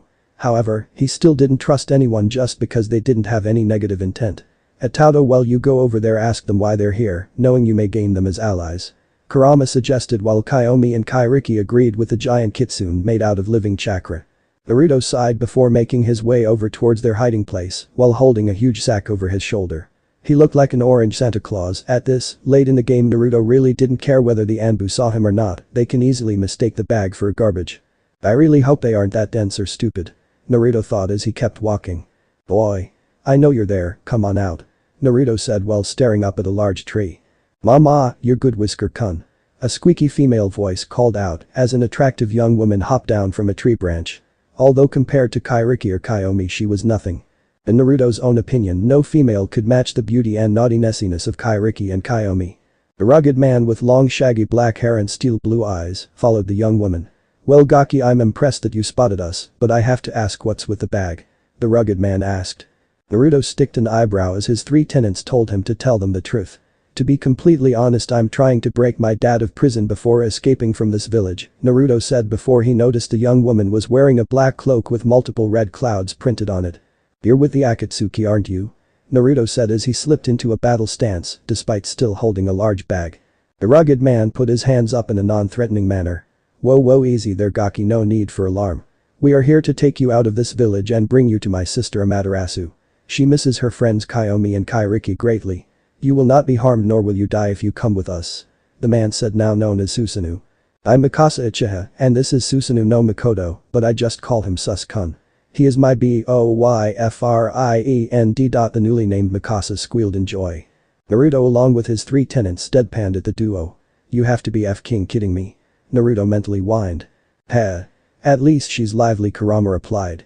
Very lively indeed. Kiyomi also commented. You better stay with my Naruto-kun, you concubine. Kairiki growled. Naruto shook his head as he stared at the duo once more. Okay, I'll go with you if you help me first. I want you to help me get my father out of this place. You do that for me and I'll go with you without hesitation. Naruto replied, hoping that they would say yes. Sure, why not, Gaki, I could use some entertainment, Susanoo replied with a bored expression on his face. Naruto-chan, you got yourself a deal. Mikasa replied in an all too cheerful tone.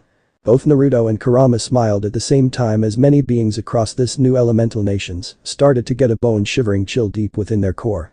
As if someone was unleashed upon the world and nothing could possibly stop the oncoming storm. The former storm god and his girlfriend saw the smile and mentally back up a bit. That type of smile could make the worst demon or devil tremble in fear. A short while later. The two members of the Akatsuki follow Naruto through the endless maze of tunnels before they came to a large metal door. There were many seals spread across this door, but one stood out above the others, the middle one. It's made from some kind of golden paper with a blood seal pages into it. Susanoo turned and looked at Mikasa, who nodded as she performed the ram hand seal. Byakugan. The veins around her left bulged. There are 50 chakra signatures, most of whom are Anbu. Correction, they are root Anbu. They are 3 for that have Kage level chakra, and there is one that extremely weak. Mikasa spoke in a grim tone. Susanoo cracked his neck as he pulled out his Totsuka no Tsurugi sword of Totsuka. Naruto took in a deep breath as closed his eyes only to open up his eyes, revealing a pair of fully mature Sharingan.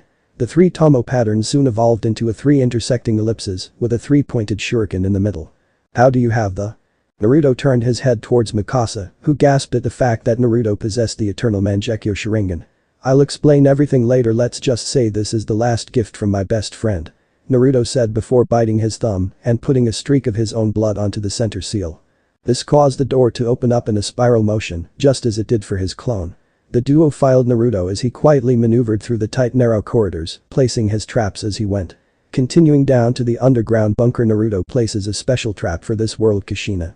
With all of his homemade traps all around while they made their way towards his father's cell. Naruto secretly places one more trap down, knowing he had everything covered. Now the only thing left was to spring his trap. Naruto began to feel his eternal Mangekyo Sharingan beginning to drain the chakra. It really wasn't that much of a problem for him, since he had so much of it.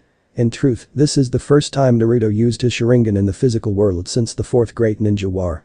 Nevertheless, the eternal Mangekyo Sharingan given Naruto the advantage he needed to make sure everything was going smoothly. It didn't take the group very long to come upon Minato's cell. Mikasa began to pick the lock. Naruto noticed the movement from inside the cell, which the sound of a lock popping echoed throughout the entire bunker. Naruto mentally cursed himself as he quickly grabbed his weakened, decrepit father out of his crappy mattress. The man was too weak to fight back, not like he would after seeing his son with 2 other strange people. Minato just silently let his son do the work. He could move and any other basic movements, but he was far from fighting shape. He only has been given enough food to keep him alive and somewhat healthy. He wasn't all skin and bones, but he was close to it. He still silently smiled at his son with a warm expression as Naruto returned the look. Breaking Minato's bonds, Naruto piggybacked his father as the man-horse dry voice wheezed some sounds. Easy San, let us handle this, Naruto whispers back as the former 4th Hokage nodded. Susanoo narrowed his eyes. We came here for, we need to leave. That lock was chest trapped, it wouldn't be wise to stay here for very long. My sister Amaterasu should be able to heal him and remove any seals that were placed on him. Susanoo advised as Naruto performed a single-handed tiger seal. Kai. Multiple small explosions could be heard echoing throughout the corridors of the underground bunker, which were soon followed by cries of either surprise, pain or anger. That should hold them for a little while as a chance to leave, Naruto spoke as he created a cage bunshin to carry his father. The cage bunshin dashed off without a second thought as Naruto and the others prepared to leave. Naruto hears a voice of someone he vowed to see the error of their ways. Going so soon, Demon. A voice called out from behind Naruto, gritting his teeth. Kushina, Naruto said in a calm yet bone-chilling demonic tone. Naruto's eternal Mangekyo Sharingan glowed with power and anger as his own Bijuu chakra spiked for a quick second. You shouldn't have come here, Kushina said with a twisted grin as her tone was filled with anger. You shouldn't have come out of your room, Naruto said as one of Naruto's traps ensnared Kushina, who was now affected by the cherry-smelling powder. The cage-level Kunoichi started to see delusions as she sounded in absolute terror at absolutely nothing. The 2 Akatsuki members were curious what could cause such an induced state. Come on, we don't have much time, and that powder will wear off in an hour or 2, Naruto said as all 3 members of the rescue party blotted for the exit, following Naruto as they went. The former storm god, while silent, was impressed greatly. This kid was able to cripple and slow down not just a cage-level shinobi, but also entire squads of Anbu, Anbu at that. What was that red powder stuff, Whisker-kun? Mikasa asked with her normal squeaky joyful voice. Oh, nothing much, just some powder I learned how to make a while back. Impressive, Gaki, you were able to sneak into a highly guarded place and cripple almost everyone here. Naruto smiled as he turned to the storm god. Thanks. Was all Naruto said as the 3 of the members hauled ass out of the cave exit. Outside the land of fire. Naruto looked over Minato, whom hugged his son as soon as they regrouped. Naruto's EMS was deactivated as he checked over his father for any injuries or something he lacked other than food, training, rest, and a mental exam. Nice to see you still have some life in you, old man. Naruto said as the son given the dad some protein bars and food pills that were specially modified. Given Minato some bottled water, the fourth Hokage made short work of the food and water give to him. It was better than those MRE that his clone given him. The said clone would die without Minato actually being there to supply it with anything it might have needed. Chakra is the number one thing that it needed to function. Without Minato supplying the clone with his chakra, the flesh and blood clone would break down like a decomposing corpse. We need to head to our base before any Anbu squads find us, Gaki. Susanoo said as he scanned the area around him. Agreed. Naruto said as he threw his dad's arm over his shoulder and carried him as if he was a wounded man. Asachi, how did? Minato spoke with a soft hoarse voice. Naruto smiled as he glanced to his dad. Deception is a shinobi's bread and butter. All will be explained when you fully recover and possibly get back into shape. Naruto said as the older shinobi blinked before giving a dry chuckle as he nodded. Chapter 5. Meeting the leader of the Akatsuki. In the underground bunker, Kushina's frustrating scream and yelling could be heard. Not only that, but she throwing everything she can get her hands on chakra chains around. All the planning. All the years I spent in this bunker, waiting for that little demon to reach the proper age to manipulate and control. It's all gone. Kushina sounded at the top of her lungs with her hair was whipping around similar to that of the Nine Tails.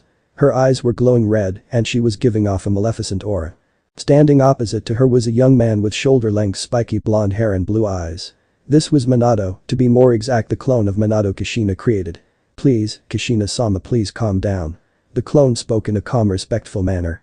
The only thing the clone received in for his efforts was a chakra chain through the head. I will not calm down. How could this happen? How could he possibly possess the Mangekyo Sharingan? Kushina yelled out in questions but received no answers from either Sanin or anyone else in the room.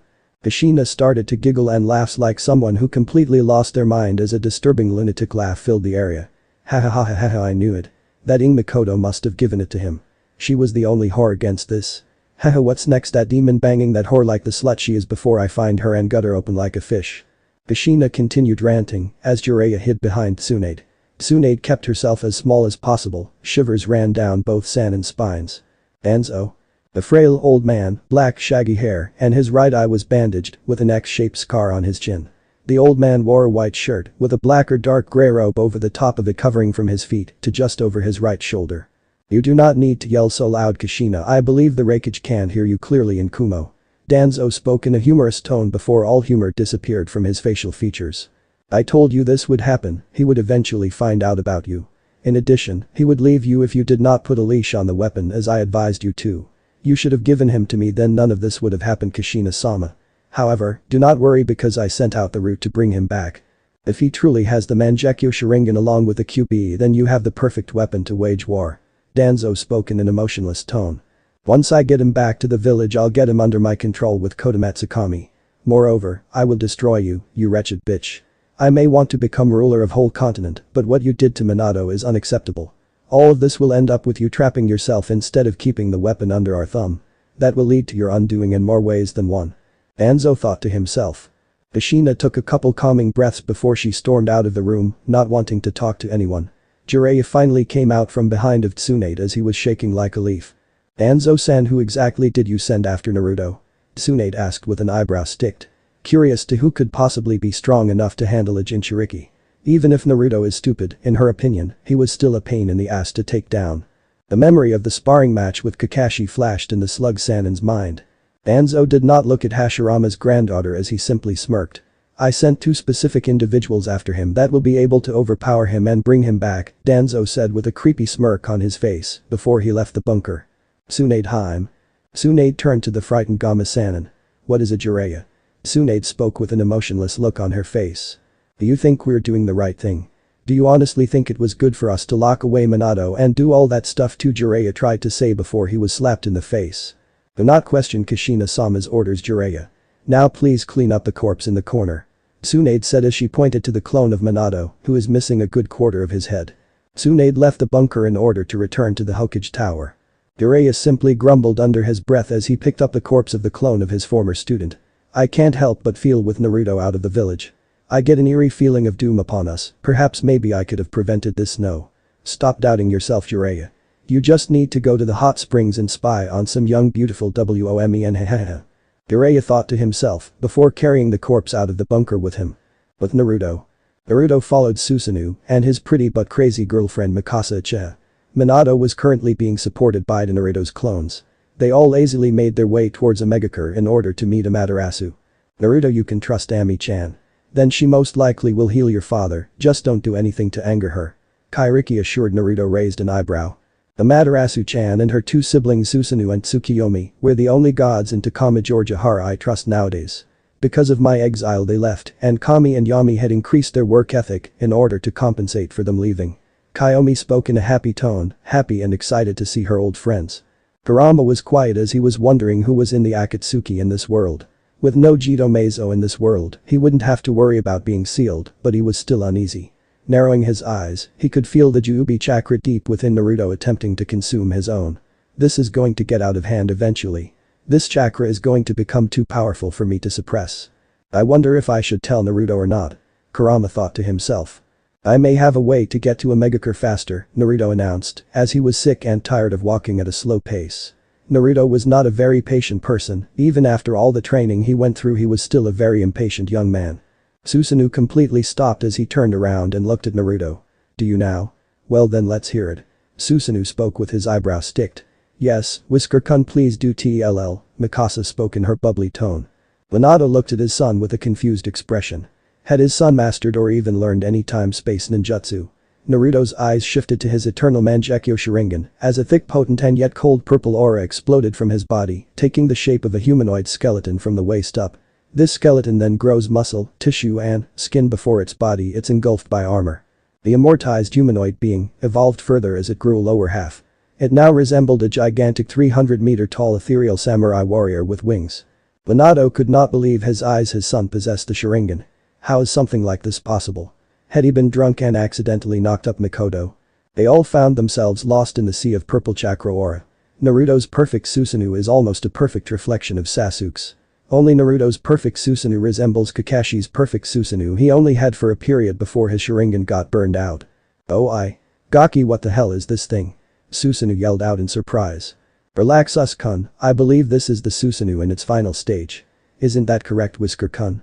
Mikasa spoke in a serious tone of voice, using her Byakugan on Naruto for the first time, and was surprised. She did not only saw Kiyomi and Kairiki inside of Naruto, but she also saw something much stronger, even stronger than Amaterasu possibly. "You see Kurama, don't you?" Naruto said, not even looking at the female Uchiha. Sighing, Naruto had yet explained everything he could do now, which is a lot quite honestly. "I'll explain everything later, as what I have to tell you may not believe me.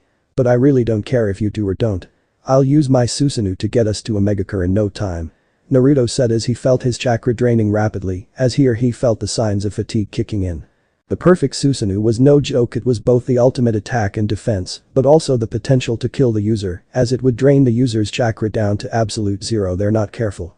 Lucky for Naruto, aim was not that far away, but he would be in no condition to fight after they land. The closer aim becomes, the less chakra he has. He was also what some call a chakra monster, so he had some time before he's drained of chakra. "Naruto, do not worry, I've already prepared chakra for you. Moreover, I will transfer it when your reserves get too low," Kurama informs younger brother. "Yes, Kiyomi and I have stabilized your life force, as well as adding her own power into the chakra Kurama prepared for you. You have a total of an hour before your newfound power of yours wears off. However, until then pace yourself, Koi," Kairiki informed her lover. "Thank you guys, it really means a lot to me that you're willing to help me," Naruto replied with a smile as he controlled his Susanoo with some difficulty.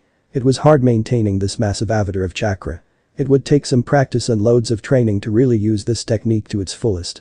"Nonsense, Naruto-kun, you're the first human I've actually ever cared about." Kiyomi spoke in a friendly motherly tone, unaware of the blush forming on her cheeks. Spending so much time with Naruto seems to broken her inner tsundere, or at least towards him. Naruto smiled as he prepared his Susanoo. With a single flap of his Susanoo's wings, he took off into the air at Mach 1 speed, shocking the former storm god and Mikasa as the ground before further and further away. Naruto all the while cheering, he loved the feeling of flying. Kurama shook his head at his little brother's joy. But solidified to speak to his little brother figure about the recent development that is happening with the Juubi's chakra deep within Naruto's chakra core. Outside of a megacure. The megacure used to be a miserable, boring place until Amaterasu and her two siblings arrived to establish the Akatsuki organization. Ever since Amaterasu set foot in a megacure, it hasn't rained since she arrived, unless Susanoo was angry or drunk. We find a beautiful tall woman with long white hair with crimson markings spread across her body. She was dressed in an elegant red and white kimono that is crafted from the finest silk. Her gold obi tied tightly around her waist. Her eyes were a majestic gold and red that resembled molten gold that held centuries of knowledge. She had a golden tiara on her head with blue sapphires embedded in it. She had a necklace of Yasaka beads around her neck. She also had a very busty figure and had rather pale skin. She had a pair of white wolf, a single wolf tail that was lazily swaying back and forth. She was the former sun goddess Amaterasu Amakami. Standing next to her was a young man with grey hair and purple eyes. This man had an elegant look to him. He wore a black and white ceremonial kimono. He also had a black haori held together by a white haori himo and a hakama of the same color.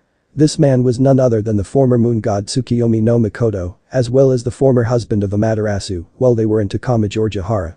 After leaving the heavenly plains, the first thing Tsukiyomi did was divorce Amaterasu. As he never loved her in any fashion other than siblings. He does respect her, but love was far from anything he felt for the former sun goddess. A third person was standing directly behind them. He had pale white skin with straight red hair. He wore a black cloak with multiple red clouds printed on it. He also had a rinnegan in both of his eyes. This man was none other than Nagato Uzumaki, the CEO of the Akatsuki. As Amaterasu did not want the world to know, she was the leader of a criminal organization. "Why are we out here again, Ni-chan?" Tsukiyomi spoke in a very bored tone of voice, as he'd rather be in a hot spring surrounded by beautiful young women. The white-haired woman sighed. "Susu sent me a telepathic message, apparently the target they were sent after is flying them here." Amaterasu spoke as she stared up at the sky and soon noticed that a purple object was heading towards them at a fast rate. "I see to Amaterasu-sama, it's completely made out of chakra, it has a humanoid shape to it." Nagato spoke in a curious tone as he stared at the construct of chakra. It was like he was staring at the sun and moon being eclipsed. And his gigantic Tsukiyomi spoke in a very plain tone as his eyes showed no emotion. His eyebrow and facial features showed he was curious what could generate so much power. The last human he saw have this much power was only a half-demon. Yet in the air was a being that surpassed any human being he knew from every meeting he ever tools. He could fell a perfect blend of yin chakra and yang chakra. Not even that pervert Hagoromo achieved such unity and divinity. Within seconds, a gigantic humanoid figure landed directly in front of them, sending out a massive shock wave that shakes the entire ground. This caused Nagato to fall on his butt from the force of the shock wave alone. "Ouch. Oh, what's the big idea landing like that?" Nagato yelled out in a very Uzumaki fashion. The giant purple ethereal winged samurai warrior's body began to break down till it vanished. Susu and Mikasa landed on their feet, as did Naruto's clone who was holding Minato. The real Naruto, on the other hand, is hunched over huffing and puffing. He then took a seat on the ground. "Man, I'm pooped," Naruto announced the world. The smoke started to clear as the two former deities got a look at the target and both were surprised at the amount of power hidden within the boy. Even the amount of power he has now was staggering. Nagato eyes widened as he got a closer look at Naruto. Such chakra, it's beyond Kairiki-sama and Kiyomi-sama level of power alone. And this third being within the boy could possibly match Lady Amaterasu. "I thought from our reports he was weak and not all that bright. Were our spies and reports wrong?" the Rinnegan user thought. "Damn it. I didn't realize the Susu consumed that much power." Kurama spoke in a with frown as his little brother's reserves were fine, but he would make sure Naruto would train in that technique before ever summoning the full Susu ever again. "It's not your fault, Kurama, anyways all I need is a good night's sleep in of these could is new." Naruto replied as he yawned while trying to ease his big brother's worry. Kurama only grumbled as the massive Biju knew Naruto was right. "You're going to have to wait until later, Naruto-kun. I believe Ami-chan has waited long enough," Kairiki informed her lover host.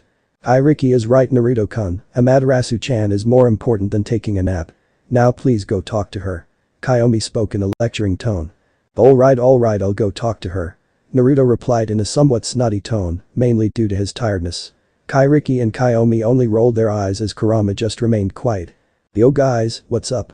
Naruto said with a cheeky grin that reminded the two deities of a fox. Inside his mind, Kurama laughed as Kairiki and Kiyomi face faulted comically.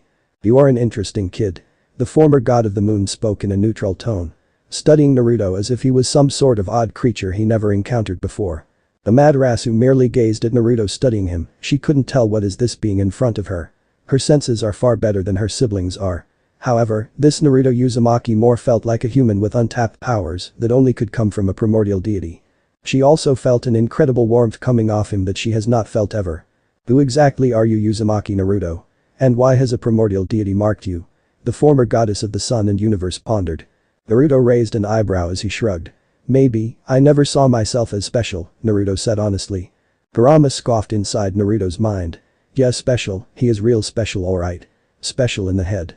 Kurama muttered as Naruto's eye twitched and the vampire queen and former fox goddess tried to hide a giggle. Fuck you Kurama. I am a solid mass of chakra. How can you FCK that which has no gender? By interrupting your naps. You wouldn't dare. Watch me fuzzball. Hairless ape. Overgrown rug. The FFF, ha ha ha ha ha. Ha ha ha ha.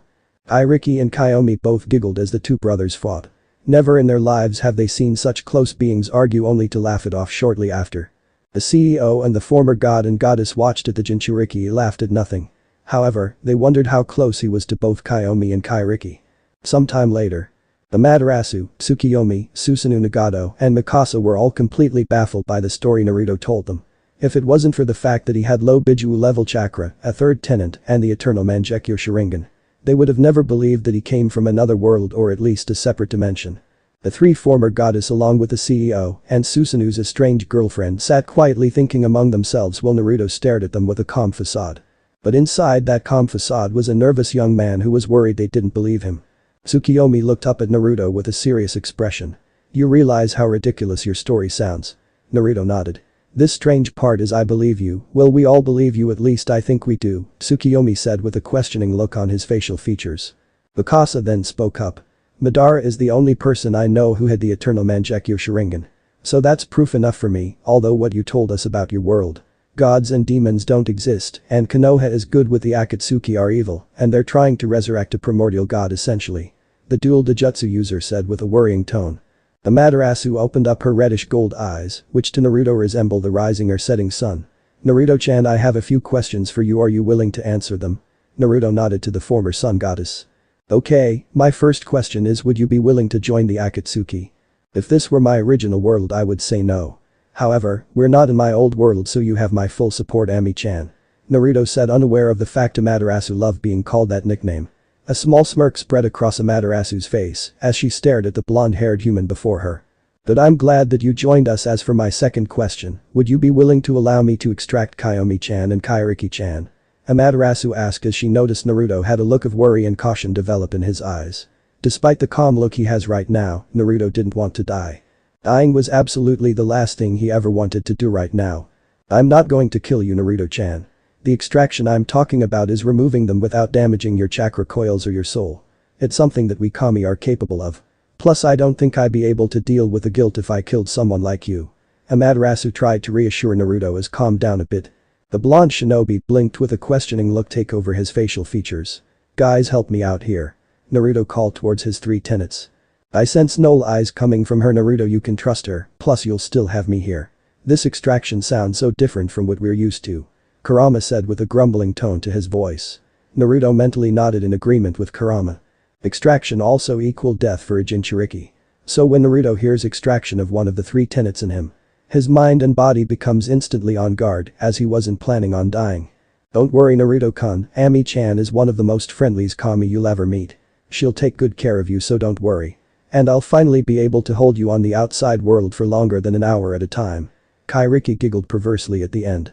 Naruto face matched a chariot his vampire lover was suggesting. Yes, Amaterasu-chan has never lied to anyone before, so I don't believe she would start lying now. Plus I really miss the feeling of the wind brushing through my hair. Kiyomi spoke in a happy and longing tone. Naruto sighed as his tenants reassured him that nothing bad would happen, so he had nothing to worry about right now. Okay Ami-chan, you can extract them, but only them. Kurama wants to stay inside me, Naruto said as Amaterasu nodded. Kurama distanced himself from the two females as they waved goodbye. Kurama only remained quiet as he waited for the former goddess and queen of vampires to be extracted. The Gado wanted Naruto to be his partner as they were both Uzumaki and they both had extremely powerful Dojutsu. However, he would wait until everything was said and done. Nagato knew the extraction would take a lot out of Naruto and leave him in the exhausted state. The young shinobi will be in a semi-coma induced state till he recovered. With this being called Kurama still inside him, it shouldn't take that long at all. Without warning, Amaterasu stood up and walked towards Naruto before gently placing her hand on his stomach. Blinking confusion, Naruto was about to ask when he felt the most intense pain he had ever felt in his life. It was brief, but nothing in his life even came close to what he just felt. Amaterasu slowly pulled her hand back from his stomach as two large streams of energy followed, one was bright red, while the other was black. With one quick jerk, Amaterasu ripped the two energy streams out of Naruto, who dropped down to his hands and knees. Amaterasu then releases the two orbs of energy, which they both transformed into Kairiki and Kiyomi. Naruto soon passed out when the extraction was completed. Kiyomi blinked as everything was swirling around her.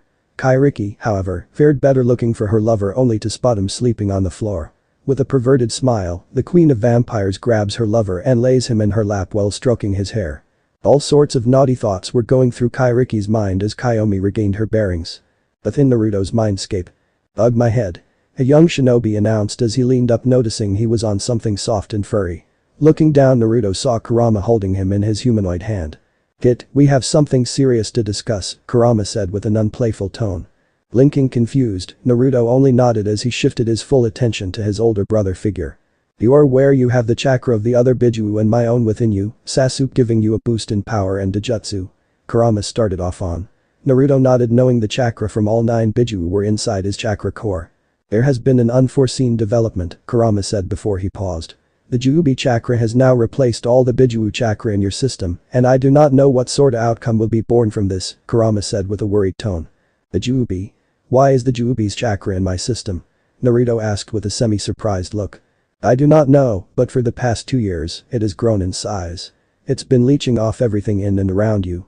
Nature energy, my chakra, Kiyomi's chakra, Kyoiki's chakra, and even now it's drawing in the energy from those around it," Kurama said, never knowing the way the Jubi's chakra will react to anything. Naruto becomes very worried at hearing this news. Naruto knew from speaking with Kairiki or Kiyomi they do not possess the same internal energy humans do. However, it's vastly similar to the way they could use it. "You will be okay, right?" the blonde shinobi asked his bigger brother figure. "Yes, but it's hard to tell. The Jubi's chakra is potent, far more potent than even my own chakra. I am able to keep it suppressed for now. However, if you don't find a way to control this chakra, it could end up destroying you. It's not bad right now, but you're still human, Naruto, and you do not possess a Rinnegan.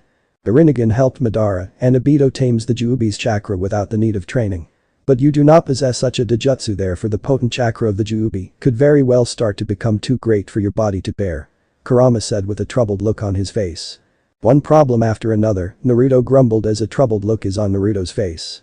Deep in thought, the former Konoha shinobi rubbed the back of his head. "The real world."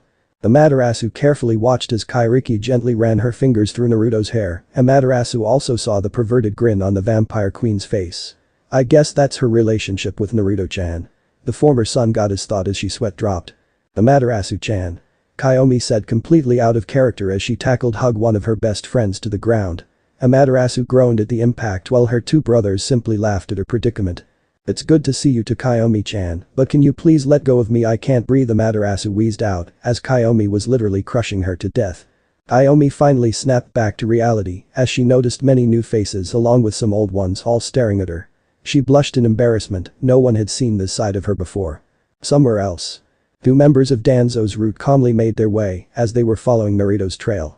The taller of the 2 stopped as he lost Naruto's trail as he observed the giant crater on the ground. "Tenzo, what's wrong?"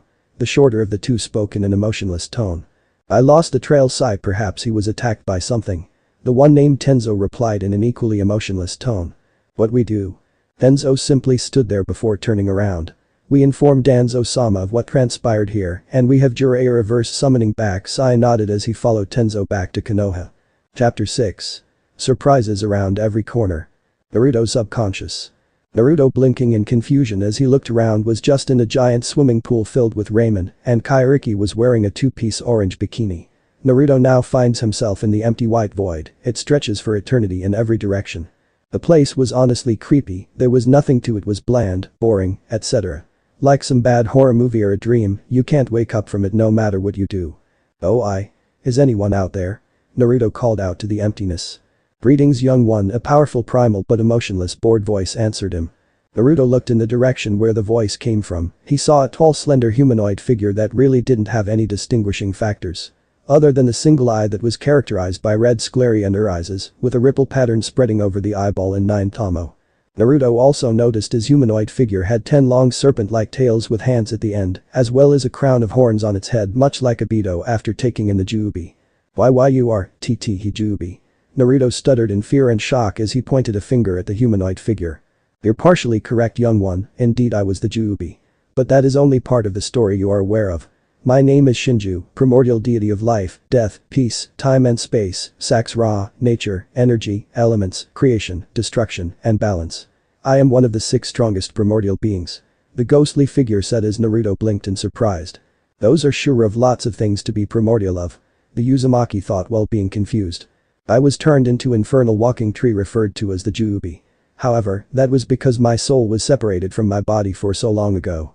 The one called Kagaya Otsutsuki, the mother of Hagoromo Otsutsuki the Rakuto Sennin I believe you call him. She is the one that consumed my forbidden fruit. Not only did she gain some of my power, thus causing her to ascend to godhood. It's only through the effort of Hagoromo and his brother Hamura that the 2 of them were capable of defeating Kagaya. Shinju said as Naruto nodded following the story so far. After they managed to seal her way into what you knew as the moon. They not only did strip her of all the power she stole from absorbing my power. However, they ejected my soul from her very being. When Hagoromo made the 9 Bijuus I hid my soul deep within the 9 Biju you know. Shinju further explained while Naruto had a questioning look. Go ahead. Shinju said. If you're a primordial, couldn't you just overpower Kagaya? Naruto asked confused while rubbing his head. Yes and no. Well I could overpower her anytime I couldn't kill her as she would just resurrect to regenerate from any damage. Also, I was in the form of a tree watching other worlds and keeping taps with the other primordial beings. Me staying within Kagaya herself was enough for a majority of her powers to be completely suppressed. Shinju said with a calm cool tone. Wait you said Kagaya absorbed some of your power? Naruto asked backtracing a bit. Yes, she would keep trying to take all my power, but only ended up with so much of my real power. But my power was split in half during this time. Shinju said. What was the other half your power then? The blonde shinobi asked. Shinju without hesitation answered Naruto. You see they were gods in your world, I'm one of them, although I am the oldest of the 4. When comparing the 3 of us to the kami of this world hold no comparisons. On my own, I am capable of destroying planets and dimensions. However, I have no desire to cause such events. Anyways Kagaya only had access to some of my power. A fraction of that power is what you now call chakra. Another part of my power that was released into the world the moment she bit into my fruit, I believe you call it nature energy. Naruto simply stared at the primordial with a look of disbelief. Wait he did say he was primordial of all those things a bit ago. So how powerful is Shinju really? Naruto pondered. You could not be a primordial being without some serious over-the-top abilities or powers. If chakra and natural energy are only fractions of Shinju's true power, then Naruto was seriously worried if this being were to go all out in a fight. Naruto looked at Shinju carefully for a moment before gathering his thoughts. Kurama told me you were siphoning off nature energy, along with his own chakra and Kyomi and Kairiki's power. Why? Naruto asked wondering what the primordial would say.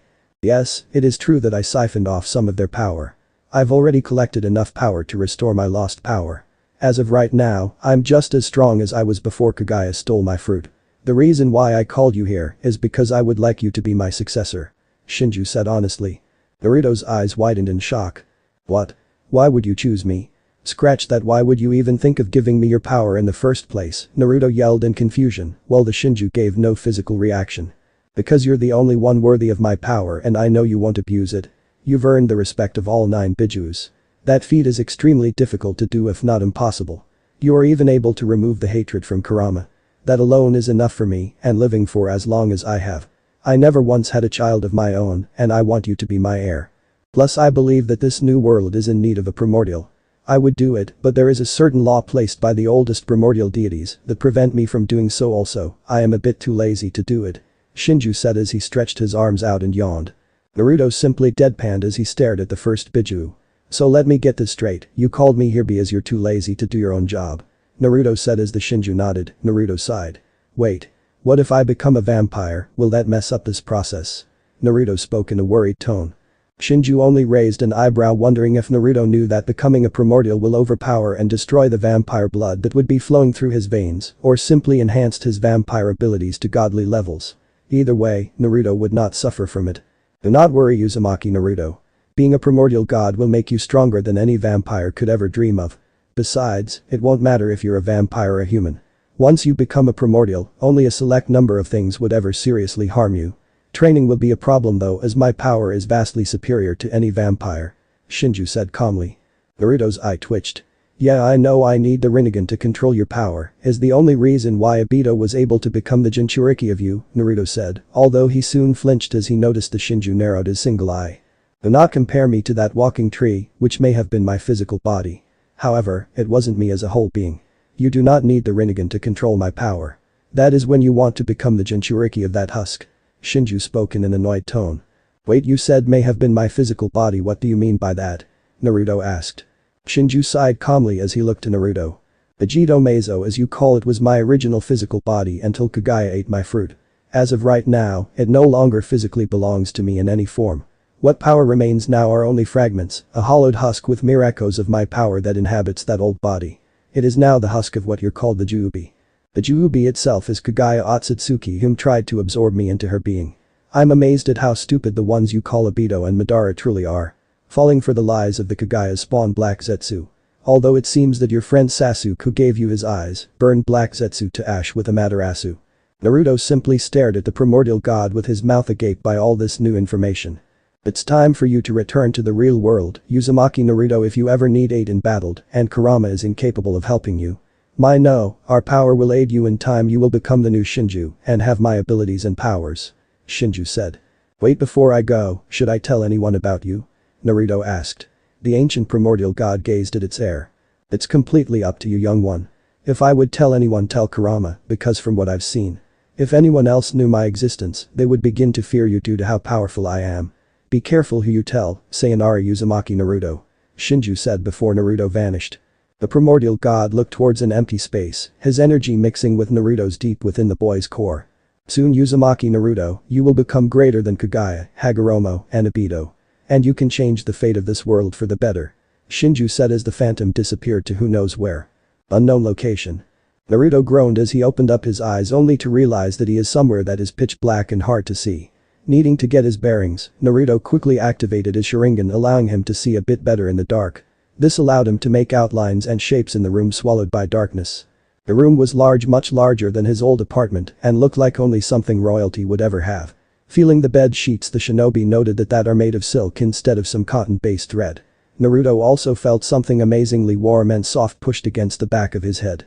Turning his head slightly, Naruto sees the wavy black locks that float down like a waterfall. On closer inspection, Naruto looked like a goddess-given form as he could smell her intoxicating scent. It is his vampire lover Kairiki, she was curled up next to him. She had him in a death grip as Naruto noticed one thing about the state of his lover. She is naked like the day she was born. Naruto then noticed that he was also naked as well.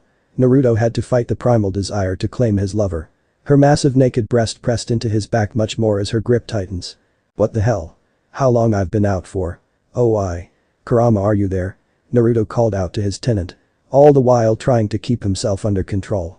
Naruto mentally groaned as he closed his eyes, concentrating as he entered into his mindscape in order to tell the giant chakra kitsune about his meeting with the Shinju.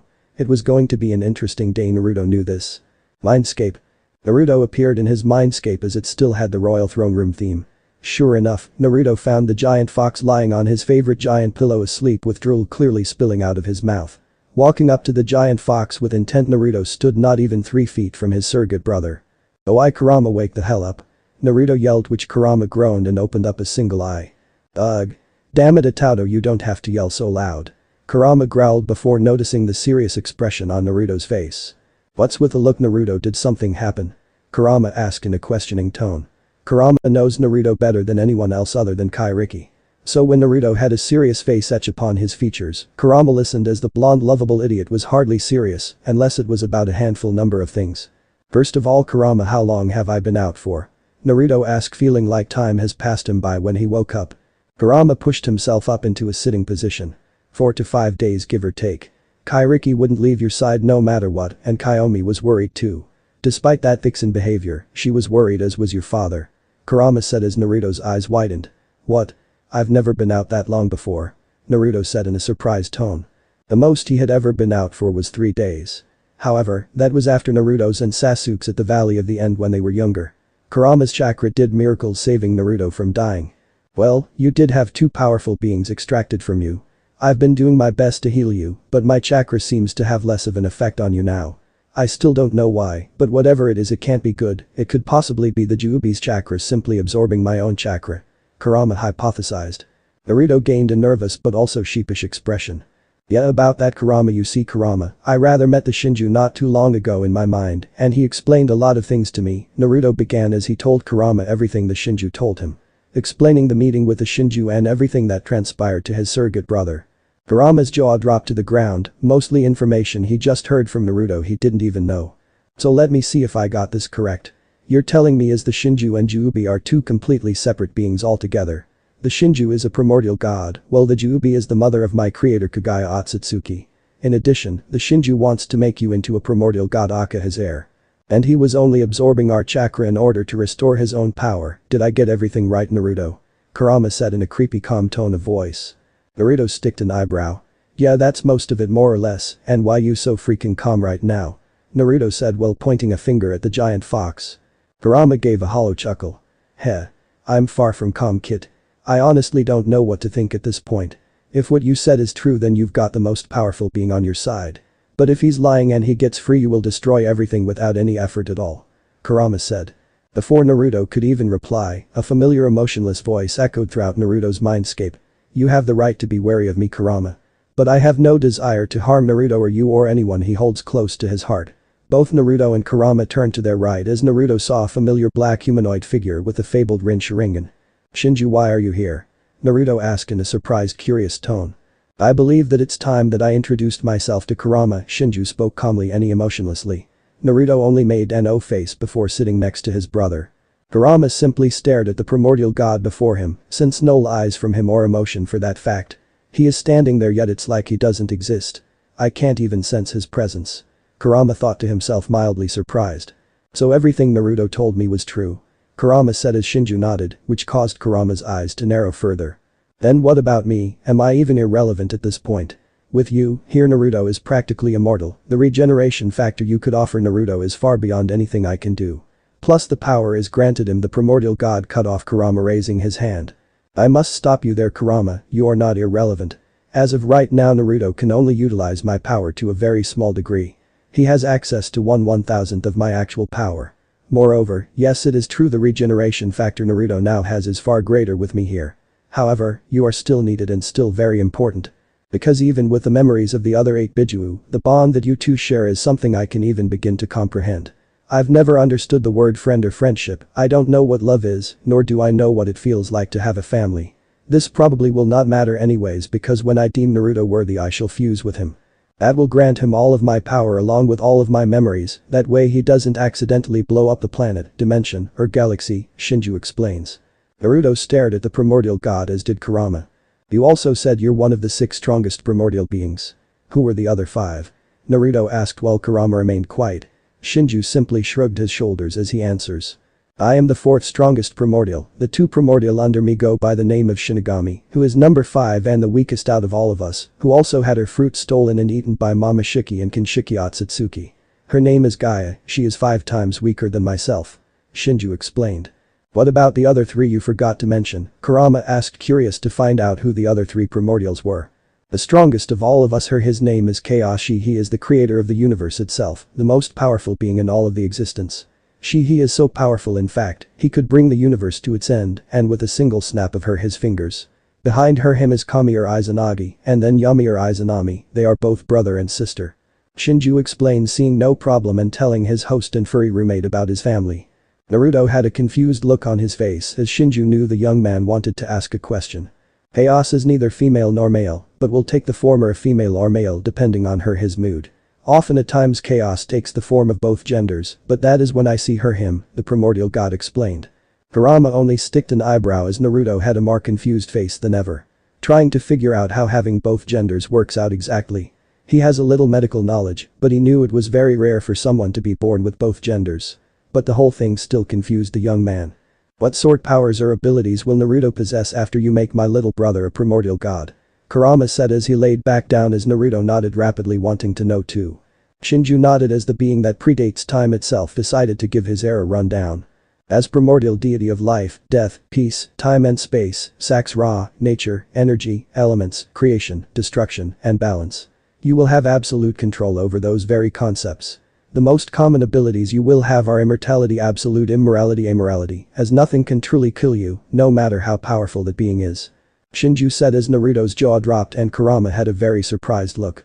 You will become the embodiment of all life, death, peace, time and space, Sax Ra, nature, energy, elements, creation, destruction, and balance.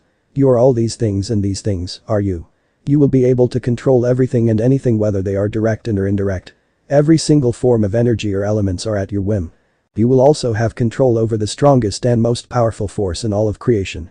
The primordial force will grant you other abilities other than giving you unlimited power and transcend any and all limitations.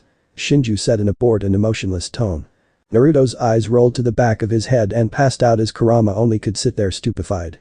Shinju blinked his single eye as he shook his head. He should have saved that reaction for when he hears the powers of the Rin Sharingan, Shinju said with a sigh. Kurama looked towards the primordial god with a curious look. Shinju seemed to notice this as the lone eye looked towards the fragment. Rin Sharingan is not used to create infinite Tsukiyomi? Kurama asked in a confused tone. Originally he believed the Jubi's eye, aka the Rin Sharingan, could only cast infinite Tsukiyomi and nothing more. Shinju glared at the giant fox who shivered at the vibes he was getting from the ancient god. Shinju's glare soon vanished as they heard Naruto groaning as it appears he had finally regained consciousness. But you're awake, now I can begin explaining about the Rin Sharingan. And you will not faint until I'm done, do I make myself clear, Naruto? Shinju spoke in a strict time as Naruto nodded. Shinju crossed his arms as he hopped into the air, crossing his legs, and began to float above the spot he once stood. The Rin Sharingan itself is my Dijutsu, as well as the first and most powerful Dijutsu. Kagaya was able to develop a lesser variance of my Rin Sharingan. The first thing you gain from these eyes is the ability to see chakra in every single detail possible, much like all the other Dijutsu. You can see chakra points plus the chakra network, protect your opponent's movements, gain split vision if you use cage bunshin, see barriers, and see into the world of limbo. Those are just the basic abilities, as for more advanced abilities you can utilizing every Dijutsu including the Eternal Mangekyo Sharingan, Byakugan, Rinnegan Jutsu or abilities. With no drawbacks or repercussions, and you will never lose your eyesight. Shinju paused as Naruto's jaw dropped. Kurama was too speechless for words. You also gain access to the Rin Sharingan abilities. The first one allows you to not only create, but teleport yourself to alternate dimensions. You can also open up rifts in space and time, as you can also manipulate space and time separately. You can also summon spirits from the afterlife, although you may want to be careful you bring back for a chat. Shinju finished explaining. Naruto simply stared at the primordial god. He tried to speak, but he was unable to. Kurama noticed what Naruto probably want to ask. I think you broke him. Anyways, how and when will he awaken the Rin Sharingan? Kurama asked curiously as Naruto nodded. My eyes will only be awakened once he gains my power, so his eyes will not evolve beyond the Eternal Mangekyo Sharingan until I make him into a primordial god. It's more or less for his own safety because if you don't have the sufficient amount of power, the Rin Sharingan will kill you from just turning them on. Naruto nodded as his respect for the Shinju increased. Kurama nodded, closing his eyes for a second. I can only assume that Kagaya did not gain Mangekyo or the Rinnegan's abilities. Shinju nodded. So what did she get? Wait, you didn't say anything about the infinite Tsukiyomi? Naruto asked in a confused tone. Shinju just held an impassive face knowing this question was coming. The infinite Tsukiyomi is a technique of her own creation. Unfortunately, when she created this, it prevented her from utilizing the ability to use space or time separately, as well as summon the souls from the Pure Land. She did gain the ability to open up rifts in space and time and create and teleport to alternate dimensions. However, she was unable to teleport outside of our home dimension. What Aido did was a forbidden technique even among the deities excluding the primordial deities. At the price of the user's life they can open up a dimensional portal and send you anywhere. Naruto simply looked down at his reflection in the water as he clenched his fists tightly. Why do things have to be so complicated? Naruto whined as he began pulling on his hair. Kurama grinned at his host brother's behavior, while Shinju simply smirked like he was amused. Oh yeah, now that you're both here you think I should tell Kairiki or Kiyomi or even Amaterasu about you, Shinju? Naruto asked. I trust both Kairiki and Kiyomi as I gotten to know them well enough. Therefore, I don't mind you telling them. As for Amaterasu, I don't know her well enough. So I would hold off on telling her from the time being. Kurama answered first while Shinju nodded. Kurama is correct, Naruto, you can tell those two, but not anyone else. At the moment wouldn't be a wise idea as you haven't become my successor fully. When the time is right you can tell the others, but as of right now you can only tell your lover and Kiyomi. Shinju said calmly. Naruto nodded before he felt his consciousness leaving his mindscape. He could hear Kairiki calling him like a faint whisper calling out to him. Well, I'll see you guys later, bye, Naruto said while he waved goodbye to his two tenants. Shinju closed his single eye, feeling Kurama gaze on him. "You're hiding something, aren't you? When the time comes, Naruto will have to meet the other primordial deities," Shinju said calmly as Kurama only raised a single eyebrow. Chapter 7. Starting a new life. Bedroom. With a small groan, Naruto's eyes snapped open, taking in his surroundings once more. However, an extremely beautiful queen of vampires was sitting on her knees. The comforter only covered her waist. Naruto's eyes are drawn to Kairiki's massive gravity-defying breasts. Her skin was deathly white, her nipples were hard and light purple. The blue shade of lipstick she wore her long wavy black hair. She was absolutely beautiful, and it still amazed the Uzumaki. Naruto always said she was even more beautiful than Kiyomi or Amaterasu. Naruto spoils Kairiki ever since they started their relationship. Moreover, Kairiki absolutely loved being spoiled by her Uzumaki lover. However, the thing that truly captured Naruto was her eyes, the black sclery complemented by bright neon pink eyes that seemed to glow in the dark. "Naruto-kun, I've been trying to wake you up for the last 5 minutes. Is something wrong, Koi?" Kairiki asked in a concerned tone of voice for her lover. Naruto had a nervous expression on his face as he scratched his left cheek sheepishly. "Sorry about that, Kairiki-hime, where are we anyways?" Naruto asked curiously as he had no idea where he currently was. Kairiki merely raised a delicate eyebrow. "Well, we're currently in my castle, and you're also in my room as well. You're currently in vampire capital of Makai, you're not in the human world right now," Kairiki explained as Naruto's eyes widened. "Don't worry, Naruto-kun. None of the other vampires would dare touch you. My scent and essence is all over you. If another vampire were to touch you, then would have to fight me to the death for you. And since I'm currently the strongest vampire alive, although Akasha and Alucard are currently tied for second place, and in third place is Sarah's Victoria, Alucard's wife." Kairiki spoke in a professional lecturing tone. Naruto raised an eyebrow. The Alucard was simply Dracula spelled backwards. "Oi, Kairiki-hime. It's Alucard, Dracula spelled backwards?" Naruto asked curiously as Kairiki gained a slightly amused look on her face. "Yes, that was indeed his original name before I dethroned him, that was some 300 years ago. Just like me, Alucard or Dracula, we are the only two transcendent vampires. In simple terms, we're gods among vampires, as we both possess enough power to challenge them as well. Akasha is of the Shinso variance of vampire, which is nearly on par with a transcendent vampire." Kairiki explained further as Naruto made an O face. "Now Naruto-kun, is something you're not telling me, we've been together for nearly 3 years. And I know when you're hiding something, because there's a slight twitch under your left eye," Kairiki informed Naruto, who simply stared at her with a look of disbelief. Naruto sighed in defeat as he already planned to tell you this, but he wanted to tell both her and Kiyomi at the same time. "Kairiki-hime, what I'm about to tell you does not leave this room. The only other person you can tell is Kiyomi for now. Kurama doesn't trust Ami-chan enough yet." Naruto said in a deadly serious tone that Kairiki complied with her lover's wishes as she never seen him this serious before. Ever take the times he confessed all his feelings for her. But that was something different than this. "Not too long ago, within my mind, I met the Shinju is a primordial god from my world. In addition, he told me that I'm going to be his successor. Therefore, when he deems me ready, he is going to turn me into a primordial god. If you still want to, you can still turn me into a vampire. I guess I really have nothing against you turning me in the first place," Naruto said before trying to remember all the abilities Shinju told him about. "Shinju also told me that I'll become a primordial deity of life, death, peace, time and space, Sax Ra, nature, energy, elements, creation, destruction, and balance," Naruto explained. Kairiki was sporting a very serious expression. She can tell by Naruto's soft tone that he was serious. The look in his eyes told her that he was being completely honest. Closing her eyes as she only could sigh. "Boy, what am I going to do with you, whether you're human, vampire, or primordial god? None of those things matter to me.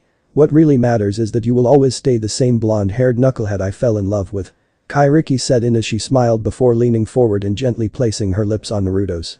Naruto's eyes widened for a second before closing before deepening the kiss. Naruto soon felt her arms wrap around his neck as she was now straddling him. Naruto grabbed a hold of her round and firm butt, giving a gentle squeeze. Naruto felt Kairiki's tongue gently tapping against his lips, and being the generous man, Naruto allowed her tongue entry to his mouth.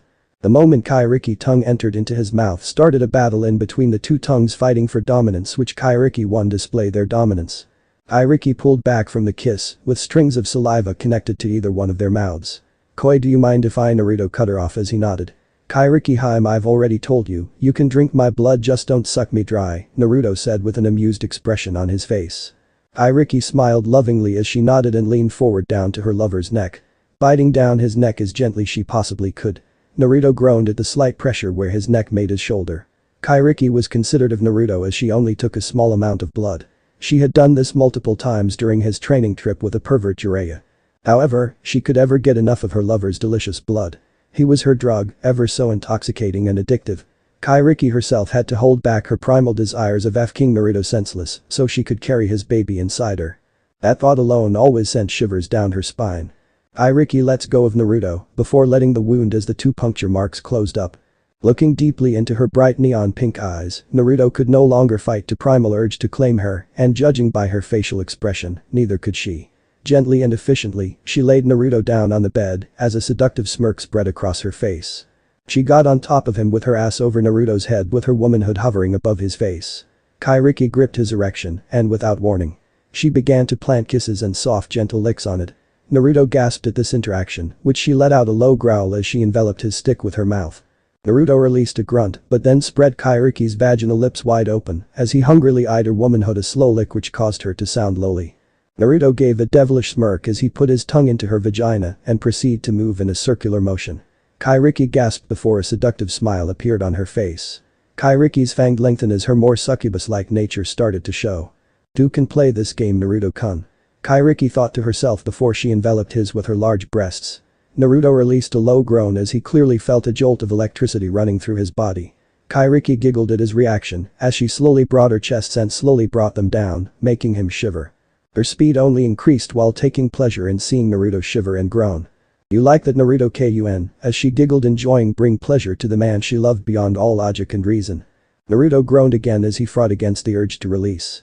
Unfortunately, for Kairiki, a mischievous look appeared in Naruto's eyes.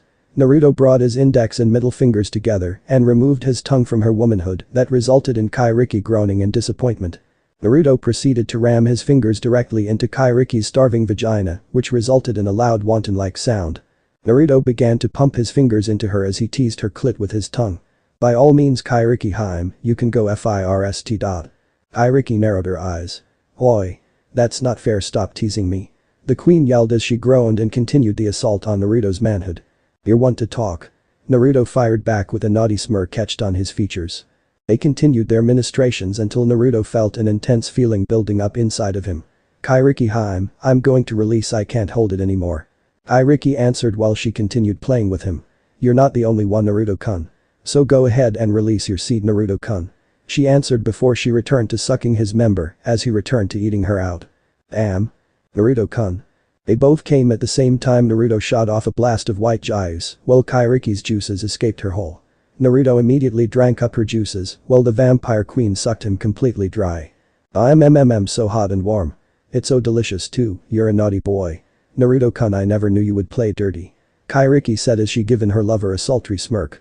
"You caused me to be so dirty and naughty in bed," Naruto pointed out with a smirk.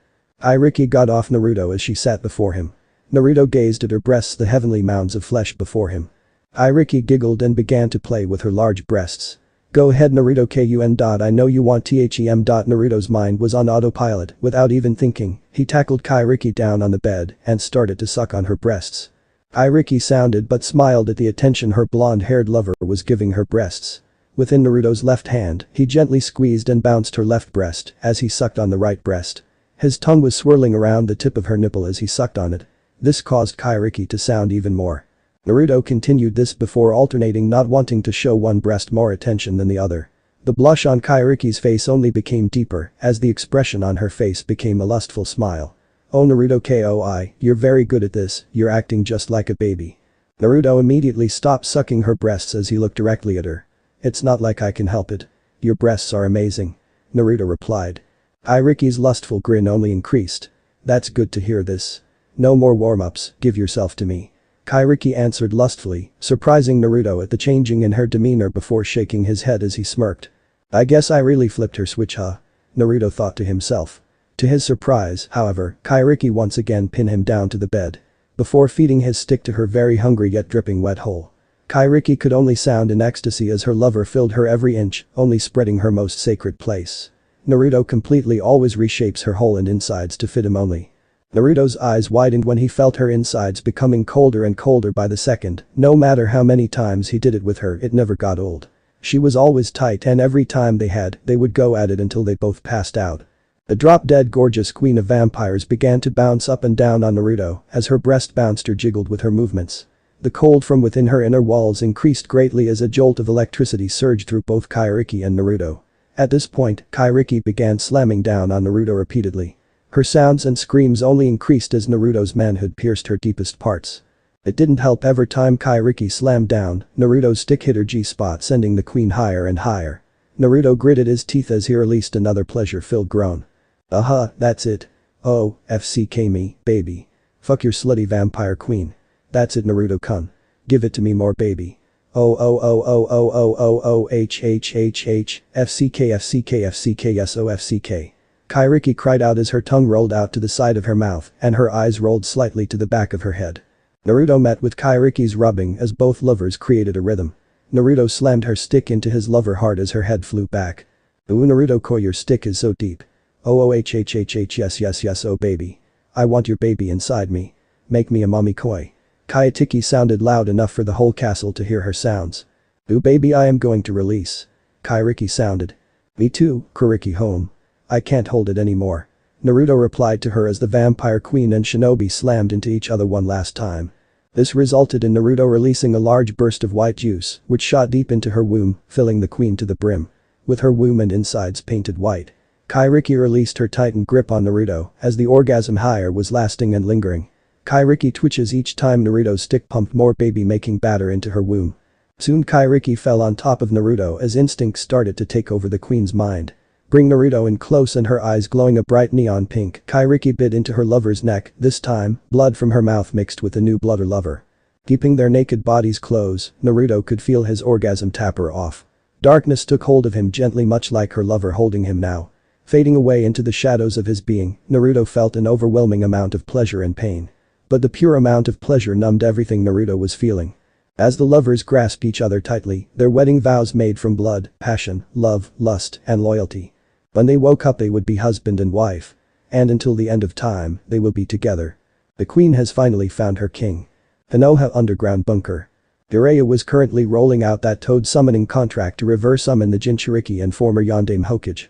All the while Jiraiya was trying to piece things together in his own mind. He wanted to know how Naruto, a dim-witted individual, was able to break into a high-security area all the while without tipping anyone off. Kushina stood off to the side with a look of disbelief on her face. Jiraiya, why haven't you done this in the first place? Kushina asked in an annoyed tone of voice. To which Jiraiya only shot a glare at the repeated. Oh I'm sorry I was recovering in the hospital after nearly beaten to death and I'm terribly sorry that I wasn't able to reverse summon Naruto back to Konoha. Jiraiya spoke in a mocking tone, which he instantly shut up when Kushina glared at him. But she didn't deny it, as it was her fault too to why he couldn't do anything for nearly the past week. Something was not right with her, she was kept her left hand wrapped in bandages. In addition, her bandage and would often bleed a lot. And a thick potent red aura would occasionally leak out of it. Jiraiya could only wonder what that thing was. Whatever she has wrapped in was bandages, its aura is 3 times more potent than the Kyubi no Yoko's chakra. Jiraiya thought to himself. Tsunade and the clone of Minato stood off to the side quiet observing ready for when Naruto or Minato. Both of them have ordered by Kushina to restrain them and place loyalty seals all over Naruto or Minato. Jiraiya began weaving through hand seals before slamming his hand into the center circle of the reverse summoning scroll. They waited and yet nothing happened. Jiraiya's eyes widened greatly in shock before performing the jutsu many times. However, each time Jiraiya performed the jutsu, he only ended up burning chakra and failing. Jiraiya. Why isn't the little demon appearing? Kushina spoke in an angry tone of voice. I don't know, let me check the summoning contract scroll. Jiraiya said before pulling the scroll that he carried around off his back. Unrolling the scroll, Jiraiya noticed something horrifying. Both Naruto and Minato's names are not on the scroll. What? This shouldn't even be possible. There are only 2 ways to remove one's name from a summoning scroll. Jiraiya began to think before Kushina yelled at him again. Jiraiya. Why isn't that little demon or that pathetic excuse of a Hokage being summoned here? Kushina yelled again, this time with more fear in her voice. Tsunade's eyes widened slightly at the voice of fear in Kushina's voice. Why was she sounded so scared for a moment? Jiraiya gulped nervously knowing this wasn't going to end well. The names and then removed from that toad summoning contract, either which that means both are dead or they remove their names from the contract itself. I don't understand, I would have been notified if they removed their names. Jiraiya spoke in a frightening tone as Kushina began cracking her knuckles again. A few minutes later and one severely beaten Jiraiya on the ground, Kushina was rubbing her forehead, releasing annoyed groans. Tsunade, can you please put together a search party and find out if they're actually dead or not? You know I have the money to pay for, Kushina mumbled as she gestured for Minato's clone to come with her, as she needed to releasing stress. Moreover, when she means stress she was going to FCK the clone of Minato until she blacked out from pleasure. But the clones would soon be useless without the original. Tsunade nodded before dragging Jiraiya out of the bunker and dropping him off at the hospital. Hokage Mansion. Tsunade sat behind her desk as she looked at the 8 able-bodied shinobi before her. Kakashi, Guy, Sasuke, Sakura, Lee, Tenten, Niji, and Hinata all stood before her. Do you know why I brought you 8 here? Tsunade announced in a clear and professional tone. No, Hokage-sama, but whatever it is it must be important. Guy howled out, much to the dismay of everyone in the room. Yes, you see Naruto has gone missing, and we need you 8 to find him and bring him back, Tsunade announced as everyone's facial expressions changed. Sasuke and Sakura both looked equally surprised. Why would Naruto go missing? What happened to him? Kakashi, on the other hand, had a different expression. Could he have possibly found out about Kushina-sama? The one-eyed silver scarecrow thought. Team 9 was extremely surprised. What could have happened to the blonde who is full of such life and energy? In addition, Hinata had an annoyed and yet surprised expression on her face. How could her boy toy up and leave? Hokage-sama, you want us to go find out if he's alive or dead and bring him back? Kakashi asked in a professional tone. Tsunade nodded. I want him back. If he's alive I don't care how much force you have to use, I want him back alive. If he is dead still, then still him back. That way we can give them a proper burial. Tsunade lied at the very end. When you want us to leave, Hokage-sama? Guy spoke in his indoor voice for once. Tsunade looked grateful that he didn't yell this time. As soon as possible please, Tsunade announced as the 8 shinobi left her sight. Tsunade sighed as she leaned back in her chair. Gaki, wherever you are, you gonna be in a lot of trouble when you get back here. Tsunade thought herself before she pulled out a bottle of sake and proceeded to chug the bottle. Kairiki's room. Naruto groaned, opening his eyes, and surprisingly he can see perfectly in the darkness. He couldn't see this well when he had his Sharingan activated. Having the Dijutsu for so long, Naruto has known the capabilities of the Dijutsu. Night vision isn't one of the gifts the Sharingan has. Turning to his left, Kairiki was soundly sleeping, all the while looking stunning as ever. With his newer senses, Naruto smelled an overwhelming amount of pheromones and naughtiness lingering in the air. Blushing, the newborn vampire shook off the lust best he could. Gently reaching out he began to shake her, which she ground. Just 5 more minutes, hahu, she mumbled in her sleep, which Naruto sticked an eyebrow at the fact that she called N mother in a respectful manner. Shrugging off, Naruto began to shake her a bit more. Okay, I'm up, she grumbled before sitting up and stretching. Rubbing her eyes she looked towards Naruto, her eyes widened in surprise. I'm honestly surprised that the transformation didn't take that long, it usually takes a couple of days, but what you would only take a few hours. But then again you have a primordial entity living inside of you along with Kurama. Kairiki spoke in a slightly confused but yet happy tone. Transformation. Oh, she must have turned me into a vampire. Naruto thought to himself, and most likely Shinju and Kurama must have sped up the process. Kairiki conjured up with crystal near before handing it to Naruto, who looked at his new appearance. There weren't too many differences with his features other than the fact his skin was deathly white and the fact that he had black sclera along with his sapphire blue eyes, having a black slit for a pupil. His hair didn't change color, although he felt much stronger and yet extremely light, as if he weighed less. The newborn vampire felt amazing, like he could take on armies without feeling tired or worrying about being harmed. It was otherworldly becoming a vampire. Then something struck Naruto that made him cry in anime-style tears. He just remembered one major letdown that becoming a vampire would have. I can't have Ramen anymore. Damn it, why is the world so unfair? Naruto thought as his lover blinked confusedly. Boy. What's the matter, is something wrong? Kairiki asked in a concerned tone in her voice, which is also reflected in her facial expression perfectly. In between the sobs of despair, Naruto wailed out. I can't eat ramen anymore. Kairiki stared, blinked confused as the words her lover just said baffled her. Looking at her lover before giggling while she's shaking her head. Calm down, Naruto Koi, you can still eat ramen. You see, just like me you are a transcendent vampire, which means you can eat anything you want. But you must consume an equal amount of blood to whatever food you eat in order to maintain your overwhelming power. Kairiki explained. But most vampires can eat food just small amounts, you're lucky that you're transcending vampire. Kairiki spoke with a grin as she notices Naruto's demeanor did a nearly 180 flip. Naruto gave a sigh of relief, he didn't have to give up his precious ramen.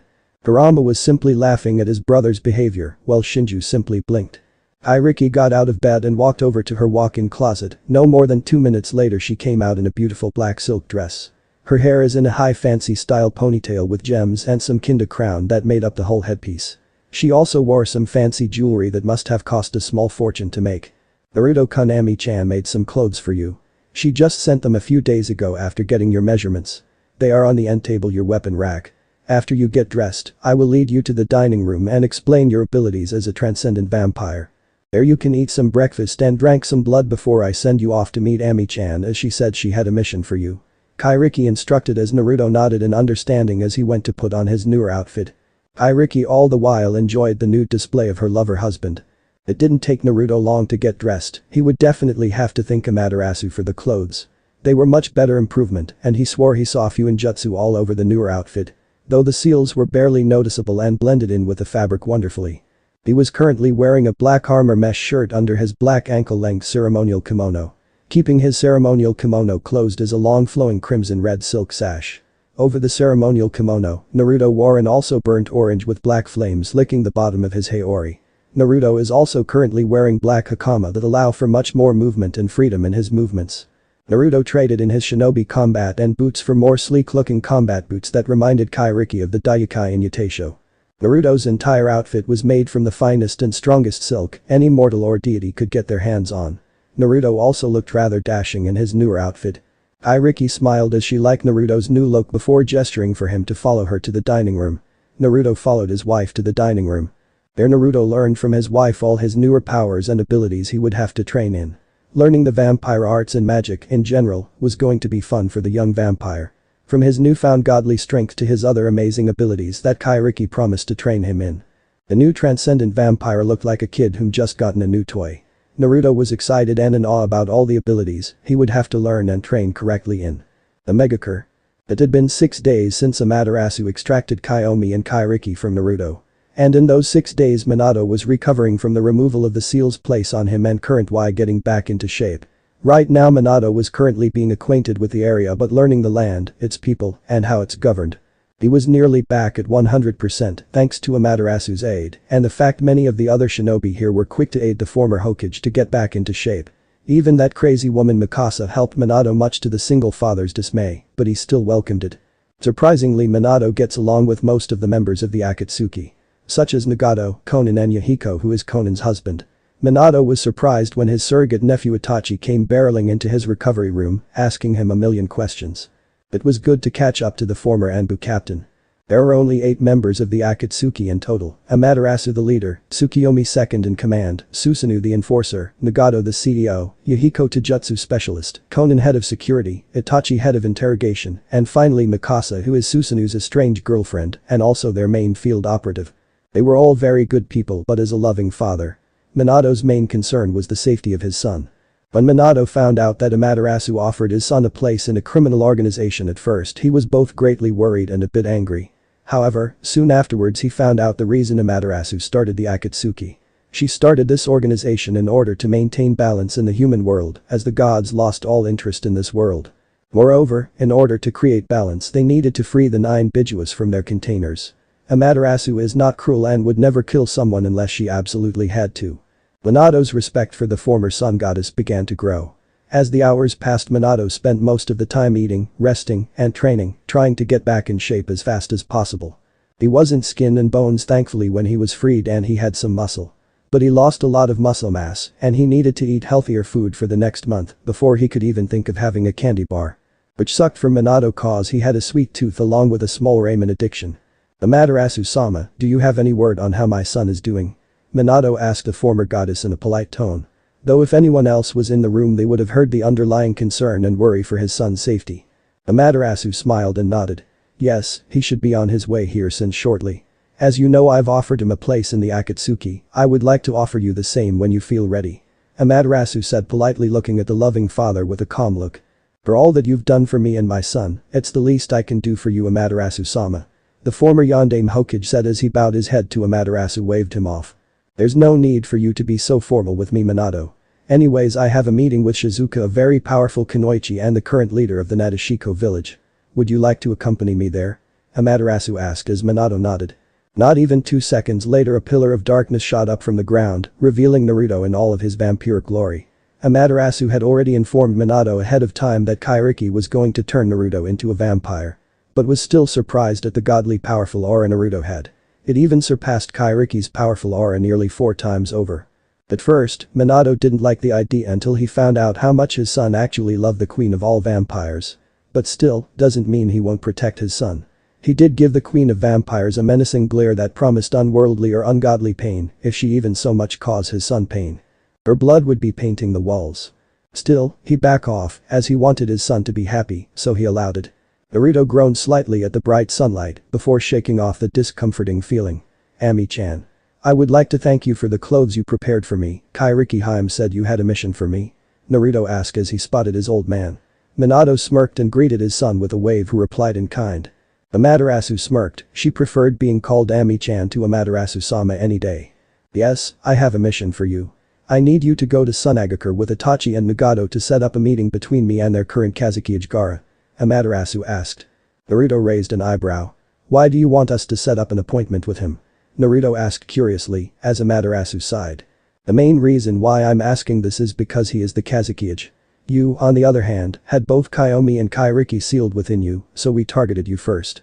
And I was positive that they both would inform you that Susanoo wouldn't harm you and hopefully that you would go with him. Amaterasu explained while Naruto nodded. So when am I leaving? The now new vampire king asked as his queen stood beside him. Amaterasu grinned. Immediately, oh and when you get back from your mission, I set up an appointment with you in Aknoloja. He's interested in meeting you as you wish to learn Ryu Senjutsu Dragon Sage art. Although this mission, you must complete on your own. If you make it there, which I believe you will. He will most likely teach you Senjutsu and possibly more. As that is how he tests individuals if they survive the trip to Ryu Mountain. Then he will train you without a doubt. Amaterasu informed Naruto as he smiled. Thanks, Ami-chan. I won't let you down, Naruto spoke in a cheerful tone with a thumbs up. Amaterasu smiled at his demeanor even though he is a newborn vampire. Gusan, when I get back from Ryu Mountain, me and you need to sit down over a bowl of ramen. Just spend some time with one another and catch back up, Naruto suggested. Minato smiled lovingly at his son as the father's eyes contained a warmth and kindness to them instead of the dull hopeless look. Hi, that sounds great Sachi, Minato exclaimed making the former goddess and queen smile at the warmth both son and father had. Both father and son fist bumped before parting ways. Now if all men would follow these 2 examples and maybe the world wouldn't be such a bad place. Kairiki thought knowing Naruto took after his father instead of his mother. Something she was secretly thankful for. Minato was a good man and only wanted his son's happiness ensured. She wasn't surprised when he gave her that glare when he found out his son was seeing her romantically. But that was just Minato being protective of his only child, which she understood. Still surprised her that the former Hokage was still such strength even in his weakened state. No wonder he is considered a SS class shinobi. And for part 2 check out my playlist. If you don't want to miss the next part then please subscribe my channel. For now, you guys can watch this fanfic, I am sure you gonna love this. So click on it and enjoy.